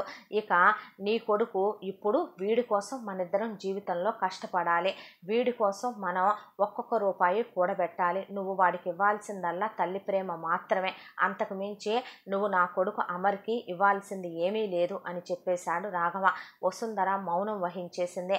తన భర్త విషయంలో తను ఆయన మనసు గాయపరిచానేమో పిల్లాడి విషయంలో మౌనంగా ఉండి తన తల్లి అన్నప్పుడు అనే బాధ మాత్రం వసుంధర మనసులో కూడా మిగిలిపోయింది. ఇలా కాలచక్ర భ్రమణంలో సంవత్సరాలు తిరిగిపోయాయి. అనుకున్నట్టుగానే భానుమతి ఇంజనీరింగ్ పూర్తయిపోయింది. ఆ తర్వాత ఎంటెక్ చదువుతాను అంటే అలాగే చదువుకోమనమని చెప్పింది. మొత్తానికి మహాలక్ష్మి ఒక రోజున మాట వరుసకి అందరూ కూర్చొని మాట్లాడుకుంటూ ఉండగా మాటల్లో మాటగా మహాలక్ష్మి కూర్చొని, మనం పనిచేసే ఇంటి వాళ్ళు స్థలం కొనుక్కున్నారంట, ఇల్లు కట్టుకుంటున్నారు అని మాట్లాడుకుంటే, అదృష్టవంతులు ఎంతమందికి ఆ అదృష్టం ఉంటుంది అంది కాంతమ్మ.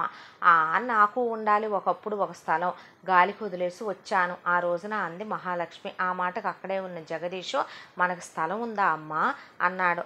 ఉండాలి నాన్న, రోడ్డు పక్కనే ఉండాలి స్థలం, కాగితాలు కూడా ఎక్కడో లోపల ఉండాలిరా అన్న మాటకి, ముందు వెళ్ళి ఆ కాగితాలు తీసుకురాపో అన్నాడు భార్య శ్రీదేవిని. బీరువా మొత్తం గాలిచ్చి కాగితాలు తెచ్చిచ్చింది. సరే వీటి గురించి నేను ఆరా తీస్తాలేమ్మా అన్నాడు జగదీషు. ఈలోపు అన్నట్టు నాకు గుర్తొచ్చింది అన్నయ్య, ఏంటంటే మాకు కూడా స్థలం ఉండాలి. అప్పుడు కేశవ్ వర్మ వాళ్ళ అమ్మగారు నాకు రాసిన దాంట్లో ఒక సైటు ఉండాలి, ఆ సైటు గురించి నేను మర్చిపోయాను అంది వసుంధర. వాటి తాలూకా కాగితాలు తీసుకొచ్చి ఆమె కూడా జగదీష్ చేతిలో పెట్టింది. సరే రెండిటి గురించి కనుక్కుంటానులే అన్నాడు జగదీషు. అయితే వాటి గురించి ఆరా తీసుకొచ్చినటువంటి జగదీషు కళ్ళు బయర్లు గమ్మిపోయే విషయం చెప్పాడు. ఏంటంటే తన తల్లి ఇచ్చినటువంటి స్థలం కాగితాల ప్రకారం ఉన్న స్థలం ఖరీదు 6.5 కోట్లు, అది కాకుండా వసుంధర ఇచ్చినటువంటి స్థలం ఖరీదు 2.5 కోట్లు అని. దాంతో అదిరిపడిపోయారు వీళ్ళంతా. అదిరిపడిపోయిన తర్వాత స్థలాలు బేరం పెట్టమంటారా లేదా ఉంచమంటారా అని అడిగాడు జగదీషు. ఉంచొద్దేమొద్దు, అమ్మేసేరా, అంత ఖరీదు గల స్థలం కాగితాలు నేను తీసుకొచ్చానట్రా, ఆ కాగితాలు ఆ స్థలాలు ఉండి కూడా నా బిడ్డలు అన్ని బాధల్లో పెంచుకున్నానా అని మహాలక్ష్మి ఏడ్చింది.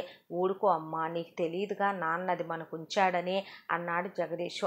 పోన్లే, మీ నాన్న అన్నీ వాళ్ళకి పెట్టుకున్నాడు అనుకున్నాను, అది మీకు మిగిలి చెల్లాడు అనుకోలేదు అంది మహాలక్ష్మి. మంచి వాళ్ళకి మంచిగా జరుగుద్దులే అన్నాడు రాఘవ. ఆ తర్వాత అనుకున్న ప్రకారం వాళ్ళ స్థలం అమ్మేసుకుని వాళ్ళు సమానంగా పనిచేసుకున్నారు. ఇక వీళ్ళ స్థలం అమ్మిన తర్వాత వసుంధర వచ్చినటువంటి డబ్బుల్లో 2.5 కోట్ల రూపాయలు వచ్చాయి కదా, ఇప్పుడు ఇందులో ఒక 50 లక్షల రూపాయలు పెట్టి జగదీష్ వాళ్ళు కట్టుకున్నట్టే మనం కూడా ఇల్లు కట్టుకుందామని ఒక 50 లక్షలతో ఇల్లు కట్టించింది. మిగిలిన 2 కోట్ల రూపాయల్లో ఒక ₹1,00,00,000 నా చెల్లెలికి కట్నం ఇచ్చి పెళ్లి చేయాలనుకుంటున్నాను. మిగతా ₹1,00,00,000 నేను అమర్ పేరు మీద 50,00,000 అలాగే నా కొడుకు పేరు మీద 50,00,000 వేస్తానంది రాఘవతో. రాఘవ అస్సలు వద్దంటే వద్దనేశాడు. అమర్ గురించి నువ్వస్సలు పట్టించుకోవద్దు. నువ్వు నీకు నాకు పుట్టినటువంటి నీ కొడుకు పేరు మీదే ఆ డబ్బులు వేసుకో. అదే న్యాయం కూడా. వాడికి అక్కర్లేదు. వాడికి వాడి తల్లి ద్వారా నా తల్లిదండ్రులు నాకు రావాల్సిన వాటా పెట్టారు. అవి వాడికి చాలు. వాడి బ్రతుకేదో వాడి బ్రతుకుతాడులే వసుంధర. వద్దు, అనవసరమైన భారాలు వాడి మీద నువ్వు మోపకు అనేశాడు. ఆ రోజు తన పిల్లాడి విషయంలో మౌనంగా ఉన్నందుకే తన భర్త ఎన్నాళ్ళైనా సరే ఆ మాటను మర్చిపోకుండా ఆయన మనసు బాధపడింది అని వసుంధరకి అర్థమైంది. అతను చెప్పిన విధంగానే ₹1,00,00,000 తన కొడుకు పేరు మీద వేసి ₹1,00,00,000 పక్కన పెట్టి ఉంచింది. 50,00,000తో ఇల్లు కట్టుకున్నారు. ఇక జగదీష్ వాళ్ళు కూడా ఆ లారీల మీద వెళ్ళటం మానేసి ఒక 50,00,000 పెట్టి సూపర్ మార్కెట్ పెట్టుకొని జగదీష్ వాళ్ళు కూడా బాగుపడిపోయారు. మహాలక్ష్మి, కాంతమ్మ కూడా ఇక ఆయా పనులకు వెళ్ళటం మానేశారు. ఇక వసుంధర తన దగ్గర ఉన్నటువంటి ₹1,00,00,000లో చెల్లెలికి ఒక ₹50,00,000 కట్నంగా ఇవ్వచ్చని ఒక ₹50,00,000 మేరకి బంగారమే చేయించి పెట్టేసింది. బంగారమే చేయించి పెట్టి ఆ ₹25,00,000 పెట్టి బంగారం చేయించి ఒక 15,00,000 పెట్టి కాడుకొని మరొక ₹10,00,000 పెట్టి చెల్లి పెళ్లికి కావలసినటువంటి బట్టలు అలాగే వెండి సామాను కొనేసి ఉంచి ఒక ₹50,00,000 కట్నం కోసమని పక్కన పెట్టు కూర్చుంది వసుంధర. సంబంధాలు వెతకటం మొదలుపెట్టారు భానుమతికి. అయితే ఎవరికీ తెలియని విషయం ఏంటంటే భానుమతి ఈ మధ్య ఎంటెక్ చదువుతూ ఉన్నప్పుడు అక్కడే ఆమెకి అనుకోకుండా ఆ ఎదురుగా ఉన్నటువంటి స్టోర్స్లో ఉన్న భరత్ అనే అబ్బాయితో పరిచయం ఏర్పడింది. ఆ భరత్ ఆర్మీలో పనిచేస్తాడు. అతను సెలవుల కోసం అని చెప్పి ఇక్కడికి వచ్చాడు. భరత్ చాలా మంచివాడు. అతని గుణగణాలని లెక్కెట్టి చెప్పాలి అంటే కనుక అసలు ఈ భూమి ఆకాశాలు కూడా చాలవు. అంత మంచివాడు భరత్. త్యాగనిరతి కలవాడు, స్వార్థం లేనివాడు, దేశం కోసం ప్రాణాలనే ఇచ్చేంత గొప్ప మనసున్నవాడు. అలాంటి ఆర్మీ ఆఫీసర్ని తను పెళ్లి చేసుకోవాలనుకోవటం, అతను తన జీవితంలోకి రావటం తను చేసుకున్న ఏ జన్మ పుణ్యమో అనుకుంది భానుమతి. భరత్ని వచ్చి మాట్లాడమంది. ఇంటికి వచ్చి మాట్లాడాడు. ఇంటికి వచ్చి మాట్లాడిన భరత్ని అసలు విషయం ఏంటి అని అడిగాడు రాఘవ. మేము కూడా సౌత్ సైడ్ నుంచి వచ్చిన వాళ్ళమేనండి. ఇక్కడ సెటిల్ అయ్యాము. మాది 4 ఫ్లోర్లు షోరూము. ఒక ఫ్లోర్ అంతా కూడాను మాది బ్రాస్ ఐటమ్స్ ఉంటాయి. ఒక ఫ్లోర్ అంతా ఎలక్ట్రానిక్స్ ఉంటాయి. ఒకటల్లా మాకు స్టీల్ సామాను, ఇంట్లో కావలసిన అన్ని రకాల గ్యాడ్జెట్స్ ఉండే షోరూమ్ అండి మాది అని చెప్పుకొచ్చాడు. చెప్పుకొచ్చి మేము 3 అన్నదమ్ములం, ఒక అక్క. అయితే మా అన్నయ్యలు ఇద్దరూ కూడా ఆ షోరూమ్నే చూసుకుంటున్నారు. మా అన్నయ్యలిద్దరికీ కూడా పెళ్ళిళ్ళు అయిపోయాయి. మా నాన్నగారు పై ఎత్తున ఆ షోరూమ్ పనులే చూసుకుంటారు. మా అమ్మ మా వదినలు ఇంట్లోనే ఉంటారు. ఇక నేను ఆర్మీకి వెళ్ళిపోయాను. సెలవుల మీద వచ్చాను. పెళ్లి చేసుకుని వెళ్ళిపోదాం అనుకుంటున్నాను. నాకు భాను చాలా నచ్చింది. తన వ్యక్తిత్వం ఇంకా నచ్చింది అని చెప్పాడు భరత్. ఆ మాటకి వసుంధర ముందు లేచి నిలబడు అంది భరత్ని. ఆ మాటకి భరత్కి ఏం మాట్లాడాలో అర్థం కాలేదు. మహాలక్ష్మి కొడుకులు, కూతుళ్ళు, అల్లుళ్ళు అందరు అక్కడే కూర్చుని ఉన్నారు. ఎందుకు వసుంధర అని అలా మాట్లాడుతున్నావు అని అడిగేశారు. ఆ మాటకి వసుంధర, నీకిచ్చి పెళ్లి చేస్తానని నేనెప్పుడు చెప్పాను? నువ్వెంత, నీ కులం ఎంత, నీ బ్రతుకెంత? నా చెల్లెలికి నేను ₹1,00,00,000 కట్న కానుకలు ఇచ్చి కోటీశ్వర్ల సంబంధం ఇచ్చి పెళ్లి చేద్దాం అనుకుంటున్నాను. ఆర్మీలో పనిచేసే నీలాంటి వాడికి ఇచ్చి చేస్తే ఎప్పుడు దాని తాళి తెగుద్దో, ఎప్పుడు అది విధవయ్యి పుట్టింటికి వస్తుందో, ఏ రెండో సంబంధం విధవని పెళ్లి చేసుకుని వాడికి పుట్టిన పిల్లలకి మళ్ళీ అది అమ్మవ్వాల్సి వస్తుందో అని నేను ప్రతి క్షణం నిద్రాహారాలు లేకుండా గడుపుతాను రేపొద్దున. ఎందుకు వచ్చిన కర్మ మాకు తగిన సంబంధాలేదో మేము చూసుకుంటాం. నీకో దండం, నీ సంబంధానికో దండం, ముందు బయటికి నడువు అనేసి భానుమతిని చావుబాదేసింది వసుంధర. చావుబాదేసి లోపలికి ఈడ్చుకెళ్ళి గదిలో పడేసి తలుపులు మూసేసింది. కాంతమ్మ కూడా ఒళ్ళు పొగరెక్కిందే ఏంటే నీకు? అక్క బొత్తుకయింది చాలదని నీ బొత్తుకు కూడా నాశనం చేసుకుంటావా వాణ్ణి చేసుకొని అని కూతుర్ని చావుబాది వదిలిపెట్టింది కాంతమ్మ. జరుగుతుందంతా విన్న మహాలక్ష్మి వాళ్ళు ఆశ్చర్యపోయారు. ఎప్పుడూ లేనిది వసుంధరకి ఏమైంది అనుకున్నారు. వసుంధర వాళ్ళకన్నా మహాలక్ష్మి వాళ్ళదే పెద్ద కులం. అలా అని మహాలక్ష్మి వాళ్ళు ఎప్పుడు వసుంధర వాళ్ళదే తక్కువ కులం అని అనుకున్నది లేదు. కానీ వసుంధర మాట్లాడిన ప్రతి మాట రాఘవ మనసు మీద కొట్టినట్టు అనిపించింది. వసుంధర విధవ కావటం వల్ల, తను పెళ్లి చేసుకోవటం వల్ల, తన కొడుకు బాధ్యత వసుంధర చూడటం వల్లే కదా ఈ ఈ మాటలన్నీ వచ్చాయని నలిగిపోయాడు రాఘవ. ఇక కులాల గురించి ఎత్తి మాట్లాడేపాటికి రాఘవ కూడా వసుంధర వాళ్ళకన్నా తక్కువ కులం కావటంతో అతని మనసు మీద బలంగా తగిలాయి ఆ మాటలు. అదే క్షణం భరత్కైతే గుండెల్లో ఎవరో సోలాలు దించుతున్నట్టు అనిపించేసింది. అప్పటికి చాలా బ్రతిమిలాడాడు. కాళ్ళు గడ్డాలు పట్టుకుంటానన్నాడు. భానుమతి లేకపోతే బ్రతకలేనన్నాడు. భానుమతిని హౌస్ అరెస్ట్ చేసేసింది వసుంధర. 6 నెలల పాటు ప్రతిరోజు భానుమతి కోసం వస్తూనే ఉండేవాడు భరత్. చివరికి ఫైనల్ ఎగ్జామ్స్ కూడా తన దగ్గరుండి కాలేజీ దగ్గర తీసుకెళ్లి రాయించి తీసుకొచ్చింది వసుంధర. దాంతో భరత్కి భానుని కలవటం కుదరలేదు. ఒకరోజు డాబా ఎక్కి అతనితో సైగ చేయటం చూసింది పక్కింటి మహాలక్ష్మి. నేను చెప్తాను చెప్పమ్మా, ఏమన్నా చెప్పనా అబ్బాయికి అంటే, అది కాదు పెద్దమ్మ, అతను లేకపోతే నేను చచ్చిపోతాను. అతను చాలా మంచివాడు. ఇంతకన్నా మహాపాపం ఉందా పెద్దమ్మ? దేశం కోసం ప్రాణాలని త్యాగం ఇచ్చేవాడిని పట్టుకొని నీ కులం లేదు, నీ ఆస్తిలో నీకు వాటా ఎంతొచ్చుద్ది, నేను కోటీశ్వర్లకు ఇచ్చి పెళ్లి చేస్తాను, నువ్వు ఆర్మీలో పనిచేస్తున్నావు కాబట్టి నువ్వు పోతావు, నా చెల్లెలు బొట్టు రాలిపోద్ది, రేపొద్దున నా చెల్లెలకి ఇంకో 2వ సంబంధం వాడిని ఇచ్చి పిల్లలున్న వాడిని ఇచ్చి పెళ్లి చేయాలని అక్క మాట్లాడొచ్చా? అక్క ఆ మాటలు మాట్లాడితే బావ ఎంత బాధపడ్డాడో, ఆ పసివాడు ఎంత బాధపడ్డాడో, ఎందుకు అక్క ఇలా మాట్లాడుతోంది, ఎందుకు నా విషయంలోనే ఇంత స్వార్థపూరితంగా తయారైపోయింది, అదేమంటే నీ గురించి నా జీవితం త్యాగం చేశానంటది, సుఖాలు సంతోషాలు అన్నిటినీ నీ కోసం ధారపోసానంటది, ఇష్టం లేకపోయినా ఇంటికి మగవాడు అండగా ఉండాలి కాబట్టి నేను రాఘవని పెళ్లి చేసుకొని ఆ పిల్లాడికి తల్లినయ్యి ఇంకో పిల్లాడిని కని నేను కేశవ వర్మకి న్యాయమే చేశానో అన్యాయమే చేశానో తెలియక ప్రతి క్షణం నలిగిపోతున్నాను, నాలాంటి బ్రతుకు ఏ ఆడదానికి ఉండకూడదని ఏడుస్తుంది. ఏంటి పెద్దమ్మ ఇదంతా అంది భానుమతి. ఇప్పుడు నువ్వు ఏమనుకుంటున్నావే, నేను భరత్తో వెళ్ళిపోతాను, అతన్నే పెళ్లి చేసుకుంటాను అని చెప్పింది భాను. సరే రాత్రిపూట అందరూ నిద్రపోయేటప్పుడు లేచి వచ్చేసే, అట్లా అయితే గనక అతన్ని రమ్మనమని చెప్తాను, సంధి చివరకు వెళ్ళిపోదు కానీ అంది మహాలక్ష్మి. ఆ తర్వాత మహాలక్ష్మి అల్లుళ్ళు కూతుళ్ళు కొడుకు కోళ్ళు కలిసి పిల్ల చాలా మంచిదని జాగ్రత్తగా చూసుకోమని కంట కన్నీరు రానివ్వకూడదని, తేడా వస్తే మేము నార్త్లో 30 ఏళ్ళ నుంచి ఉంటున్నాము, మేము ఊడుకోమని వార్నింగ్ కూడా ఇచ్చేసింది మహాలక్ష్మి. దాంతో సరేనని వచ్చి సందు చివరి నుంచున్నాడు భరత్. భానుమతి అందరూ నిద్రపోయేటప్పుడు రోజు తనకి అన్నం పెట్టి తలుపుకి తాళం వేసి వెళ్తుంది తన తల్లి.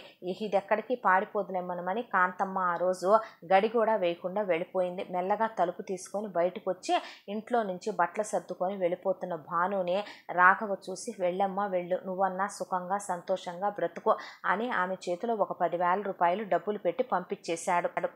తల్లి లేని అమర్కి మీ అక్క తల్లి అవుతుంది అనుకున్నాను, భార్య లేని నాకు ప్రేమించే ఒక భార్య అవుతుంది అనుకున్నాను, మీ అక్కని పెళ్లి చేసుకుని నేను తప్పే చేశానో ఒప్పే చేశానో నాకైతే తెలియదు, కానీ నువ్వు మాత్రం సంతోషంగా ఉండమ్మా అని మరదల్ని దీవించి ఇంట్లో నుంచి పంపించేసి ఏమెరగనట్టు తలుపులు దగ్గరికేసి వెళ్ళి వసుంధర దగ్గర పడుకున్నాడు రాఘవ.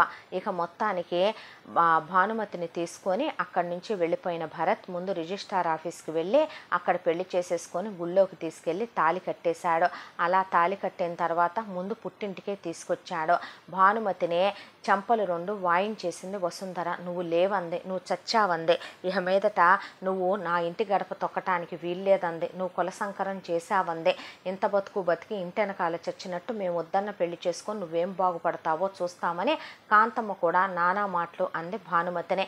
ఇక అనిపించుకున్నాయి చాలే పదమని భానుమతిని తీసుకొని వెళ్తున్న భరత్ అక్కడే నుంచున్న మహాలక్ష్మి కాళ్ళకి దండం పెట్టి, ఆశీర్వదించండి అమ్మా, మీరు పెద్దవాళ్ళు, మీ ఆశీర్వచనాలు మాకు కావాలి అని అడిగాడు. దాంతో దేవుడి దగ్గర ఉన్న అక్షంతలు తీసుకొచ్చి ఆశీర్వదించి భానుమతికి బట్టలు పెట్టి అలాగే భరత్కి బట్టలు పెట్టి సంతోషంగా ఉండండి అని పంపించి, మహాలక్ష్మి కొన్నాళ్ళు పోతే అన్నీ కుదుట పడతాయి, నీ కడుపున ఒక నలుసు పుట్టిందంటే మీ అమ్మ మీ అక్కే నిన్ను వదిలి ఉండలేరమ్మా, అనవసరంగా మనసు బాధ పెట్టుకోకు, వెళ్ళవే అని పంపించేసింది. మొత్తానికి భాను అక్కడి నుంచి భరత్తో వెళ్ళిపోయింది. ఇక భరత్ వాళ్ళ కుటుంబం విషయానికి వస్తే, భరత్ వాళ్ళదే అంత పెద్ద షోరూమ్ ఉన్నప్పటికీ భరత్ వాళ్ళమ్మ శకుంతలదే ఇంట్లో పెత్తనం మొత్తం కూడా. ఇంట్లో మగవాళ్ళెవరూ శకుంతలకి ఎదురు చెప్పి నోరెత్తకూడదు.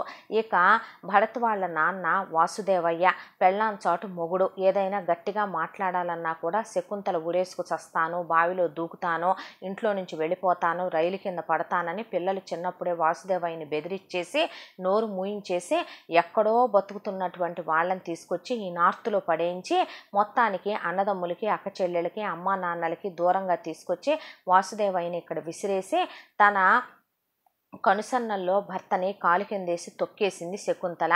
ఆ తరువాత ఇక వాసుదేవయ్యకి తగినట్టు ఉండేటటువంటి కొడుకులే మొత్తానికి భరత్ వాళ్ళ పెద్దన్నయ్య శ్రీకర్, రెండో అన్నయ్య మహేష్ కూడా. వాళ్ళిద్దరికీ కూడా అమ్మంటే భయం అనుకోవాలో, గౌరవం అనుకోవాలో, పెద్దది అని విలువిస్తారనుకోవాలో తెలియదు కానీ తల్లి మాటకు మాత్రం ఎదురు చెప్పని కొడుకులు శ్రీకర్, మహేష్. భరత్ మాత్రమే ఆ ఇంట్లో శకుంతలకి ఎదురు చెప్తాడు. శకుంతల చదువుకోమన్న చదువు భరత్ చదువుకోలేదు. శకుంతల ఆర్మీకి వెళ్ళొద్దన్నా కూడా వెళ్ళాడు. తనకు నచ్చినట్టుగానే బతుకుతాడు భరత్. అయితే ఇక శ్రీకర్ భార్య కల్పనని పెళ్లి చేసుకొని 25 లక్షల రూపాయలు కట్నం, 10 లక్షల రూపాయలు బంగారంతో పెద్ద కోడల్ని ఇంటికి చేసుకొని తీసుకొచ్చింది. ఆడపిల్ల వెళ్ళిపోతే ఇంట్లో నుంచి దరిద్రం పోద్ది అనుకున్న కల్పన అమ్మా నాన్న కల్పనని కొట్టినా, తిట్టినా, చంపినా పట్టించుకోరనే విషయం తెలిసినటువంటి శకుంతల తీసుకొచ్చి పర్మనెంట్గా పెద్ద కోడల్ని ఇంటికి పని మనిషిని చేసేసింది. ఇక రెండో కోడలు భారతి విషయానికి వస్తే అసలు ఆడపిల్ల కొంపలో పుట్టటమే దరిద్రం అనుకునే అమ్మా నాన్నలు వాళ్ళు. ఇక కొడుకులే సర్వస్వం, కొడుకులే ప్రపంచం అనుకునేటటువంటి భారతి అమ్మా నాన్నలు భారతి ఎప్పుడు వెళ్ళిపోతే అప్పుడు శనే పోతుంది కొంపలో నుంచి అనుకుని వాళ్ళు కూడా ఒక 25 లక్షల రూపాయలు కట్నం, 10 లక్షల రూపాయలు బంగారం పెట్టి భారతిని వదిలిచ్చేసుకున్నారు.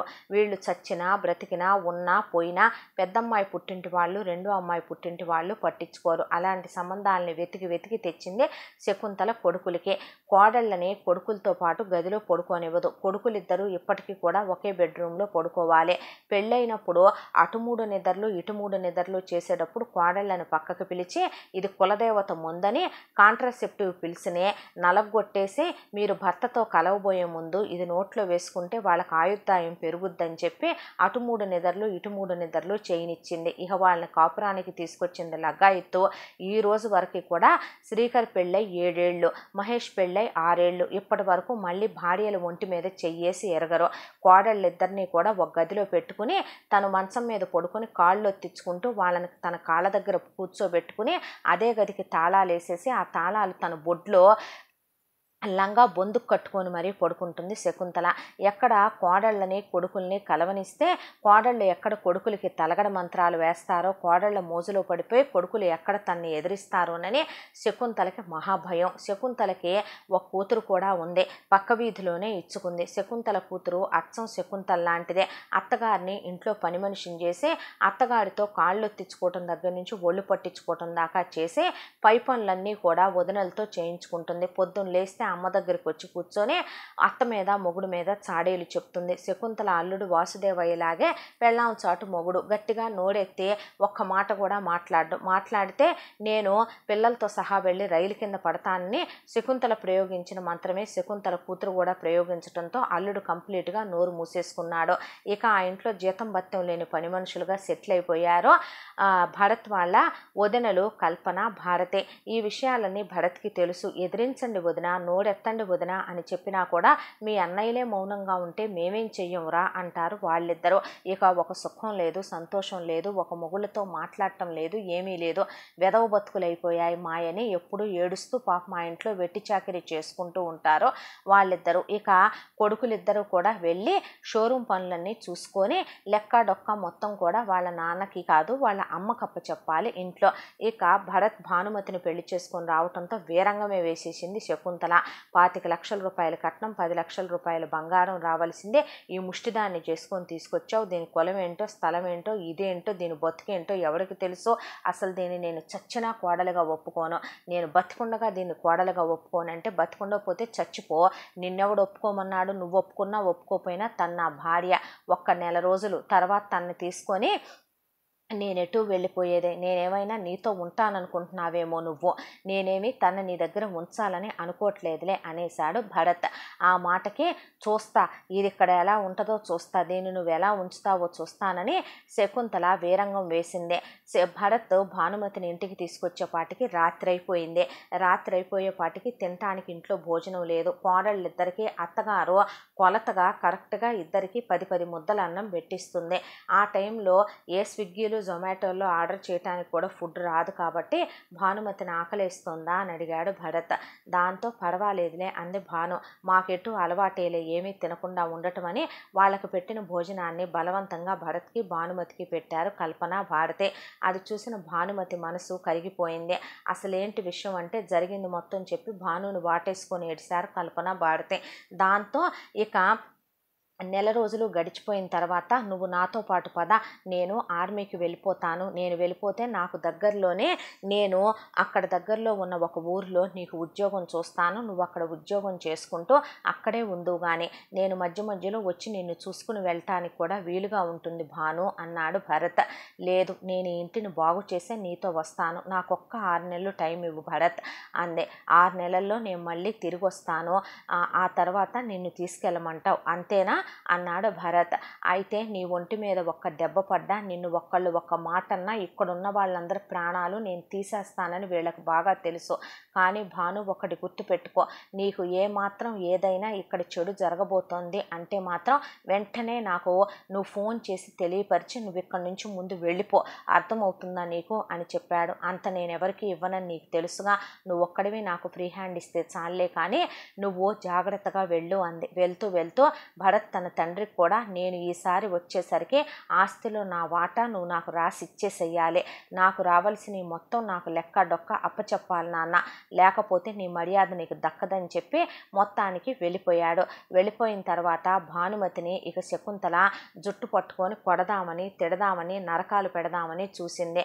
దాంతో భానుమతి ముందు ఇంటికి వచ్చినటువంటి ఆడపడుచు వదినలిద్దరి మీద కూడా పెత్తనం చేస్తూ వాళ్ళ ముఖం మీద విడిచిన బట్టలు తీసుకొచ్చి వేయటం, పిల్లలకి ముడ్లు మూతులు కడగమని చెప్పటం, స్నానాలు చేయించమని చెప్పటం, అవి ఇవి వండమని చెప్పటం, వాళ్ళ ఒంటి మీద పెట్టినటువంటి వాతలు, కొట్టినటువంటి బెల్ట్ దెబ్బలు అవన్నీ కూడా చూసింది భాను. దాంతో అత్త మీద ఆడపడుచుని, ఆడపడుచు మీద అత్తని వేసి చితక్కొట్టి వదిలిపెట్టింది భానుమతి. దాంతో వామ్మో వాయ్యో కుయ్యో మొర్రో అన్నారు శకుంతల కూతురు.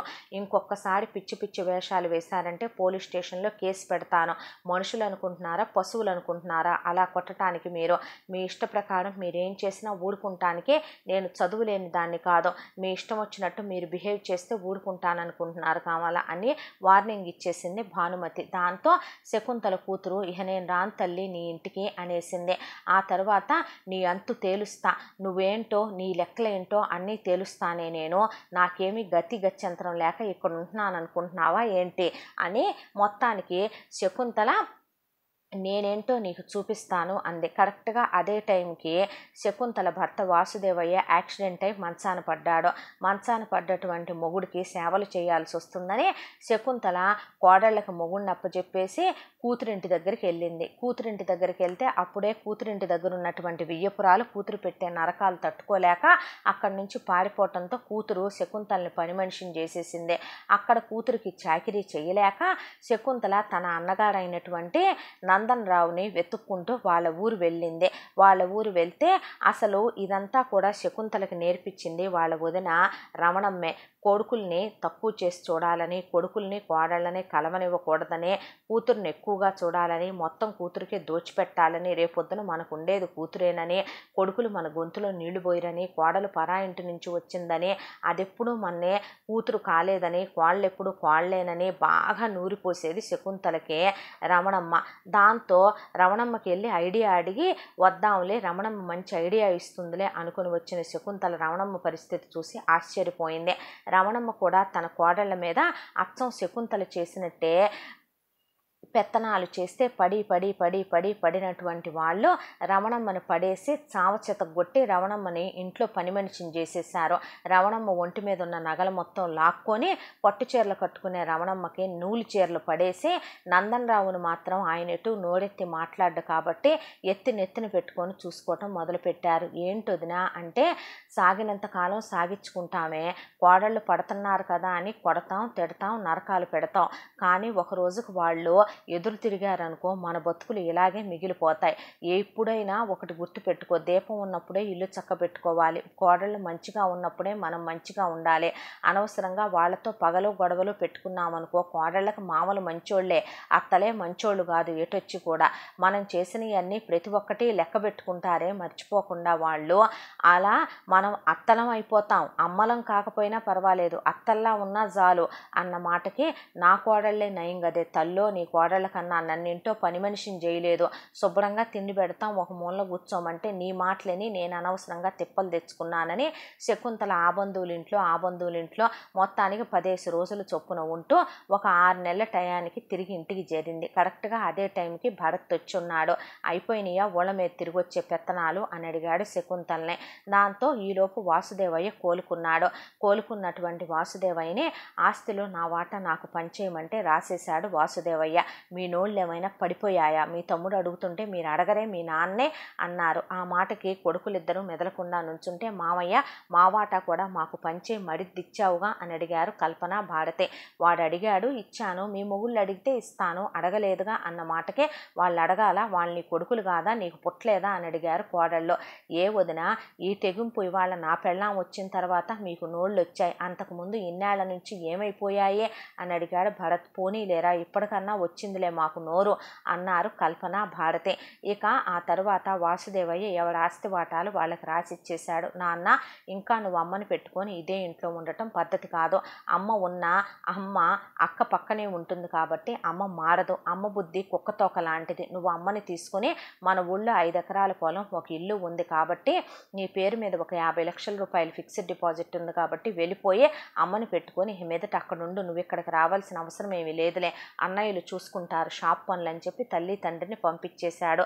పంపించేసిన తర్వాత భరత్తిక భానుని తీసుకొని అక్కడ అసలు పెళ్ళైన తర్వాత ఆమెకి ఏమీ చూపించలేదని ఆ చుట్టుపక్కల ఉన్నాయి మొత్తం చూపించడం మొదలు పెడితే ఇక మనం వెళ్ళిపోదాం భాను అనేసి అన్నదమ్ములతో చూడండిరా మీకు నా ఆస్తిలో వాటా అప్పచెప్పి వెళ్తున్నాను, ప్రతి నెల దాని మీద వచ్చేటటువంటి లాభాలు నాకు అకౌంట్లో వేసేయాలి, ఏ 4-5 ఏళ్లకో నేను ఒక్కసారి రావటం కూడా అడిదే, వచ్చినా ఒక వారం 10 రోజులుండి వెళ్తాను, ఈలోపు ఏదున్నా వీడియో కాల్లో ఫోన్లోనే మాట్లాడాలి, మీరు అర్థమవుతుంది కదా నేను చెప్పేది, మీ భార్యలతో ఇకనైనా మగాళ్ళలాగా మొగుళ్ళలాగా మనసు పెట్టి కాపురం చేసుకొని పిల్లల్ని కానీ చల్లగా ఉండండి అని చెప్పాడు భరత్. భానుమతి వాళ్ళు అలా ట్రిప్పుకు వెళ్ళినప్పుడు ఒక్కసారి మహాలక్ష్మి పెద్దమ్మని చూడాలని ఉంది అని అడిగింది భరత్ని. సరే అలాగే చూసొద్దాంలే అని భార్యను తీసుకొని వెళ్ళాడు. వెళ్ళేసరికి వసుంధరని కాంతమ్మని అక్కడ రచ్చ జరిగిపోతుంది ఇంటి దగ్గర. ఏమైందా అని భాను పరిగెత్తుకొచ్చింది. భాను పరిగెత్తుకొని రావటంతో భాను వాళ్ళ అన్నయ్యలు వదినలు అక్కలు బావలు మొత్తం కలిసి వచ్చి వసుంధరని కాంతమ్మని చావు కొట్టేస్తున్నారు. రాఘవ అక్కడ లేడు. మహాలక్ష్మి వాళ్ళు ఎక్కడికి వెళ్ళారని అడిగితే ఇంటిల్లపాది మొత్తం గుడికి వెళ్ళారని చెప్పింది పక్కింటి ఆవిడ. గబగబా మహాలక్ష్మి వాళ్ళకి ఫోన్లు చేసి అలాగే తన అక్కల్ని తన బావల్ని కూడా రమ్మనమని చెప్పింది. దాంతో అందరు కలిసి వచ్చేలోపే అసలే ఆర్మీలో పనిచేస్తాడు కాబట్టి భరత్ ఒకళ్ళ మీద ఒకళ్ళని పడేసి బాధి పారేశాడు.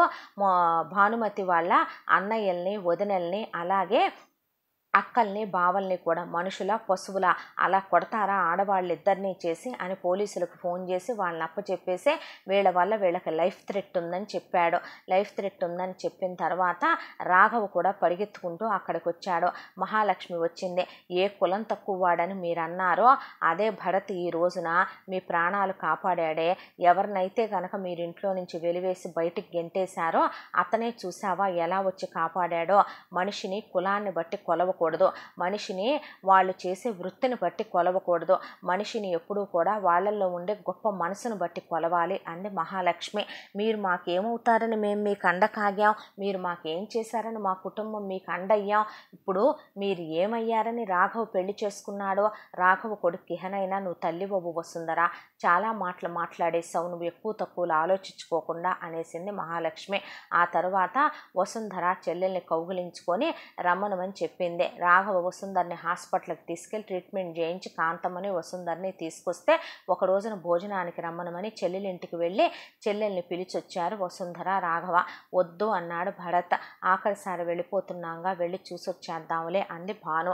వెళ్ళినటువంటి చెల్లెలికి తను చేయించినటువంటి ఆ బంగారం డబ్బులు మొత్తం అప్పచెప్పి ఇది నీ వాటా, నీ హక్కు, నేను ఇస్తున్నాను తీసుకోమందే వసుంధర. ఆ రోజు ఈ రోజు నేను ఒకటే చెప్తున్నాను, మీ చెల్లెల్ని నేను వీటికి ఆశపడి చేసుకోలేదు, నాకు ఇవి అక్కర్లేదు కూడాను, ఇవి మీ దగ్గరే ఉంచుకోండి. ఇక భాను తిరిగి రాదు.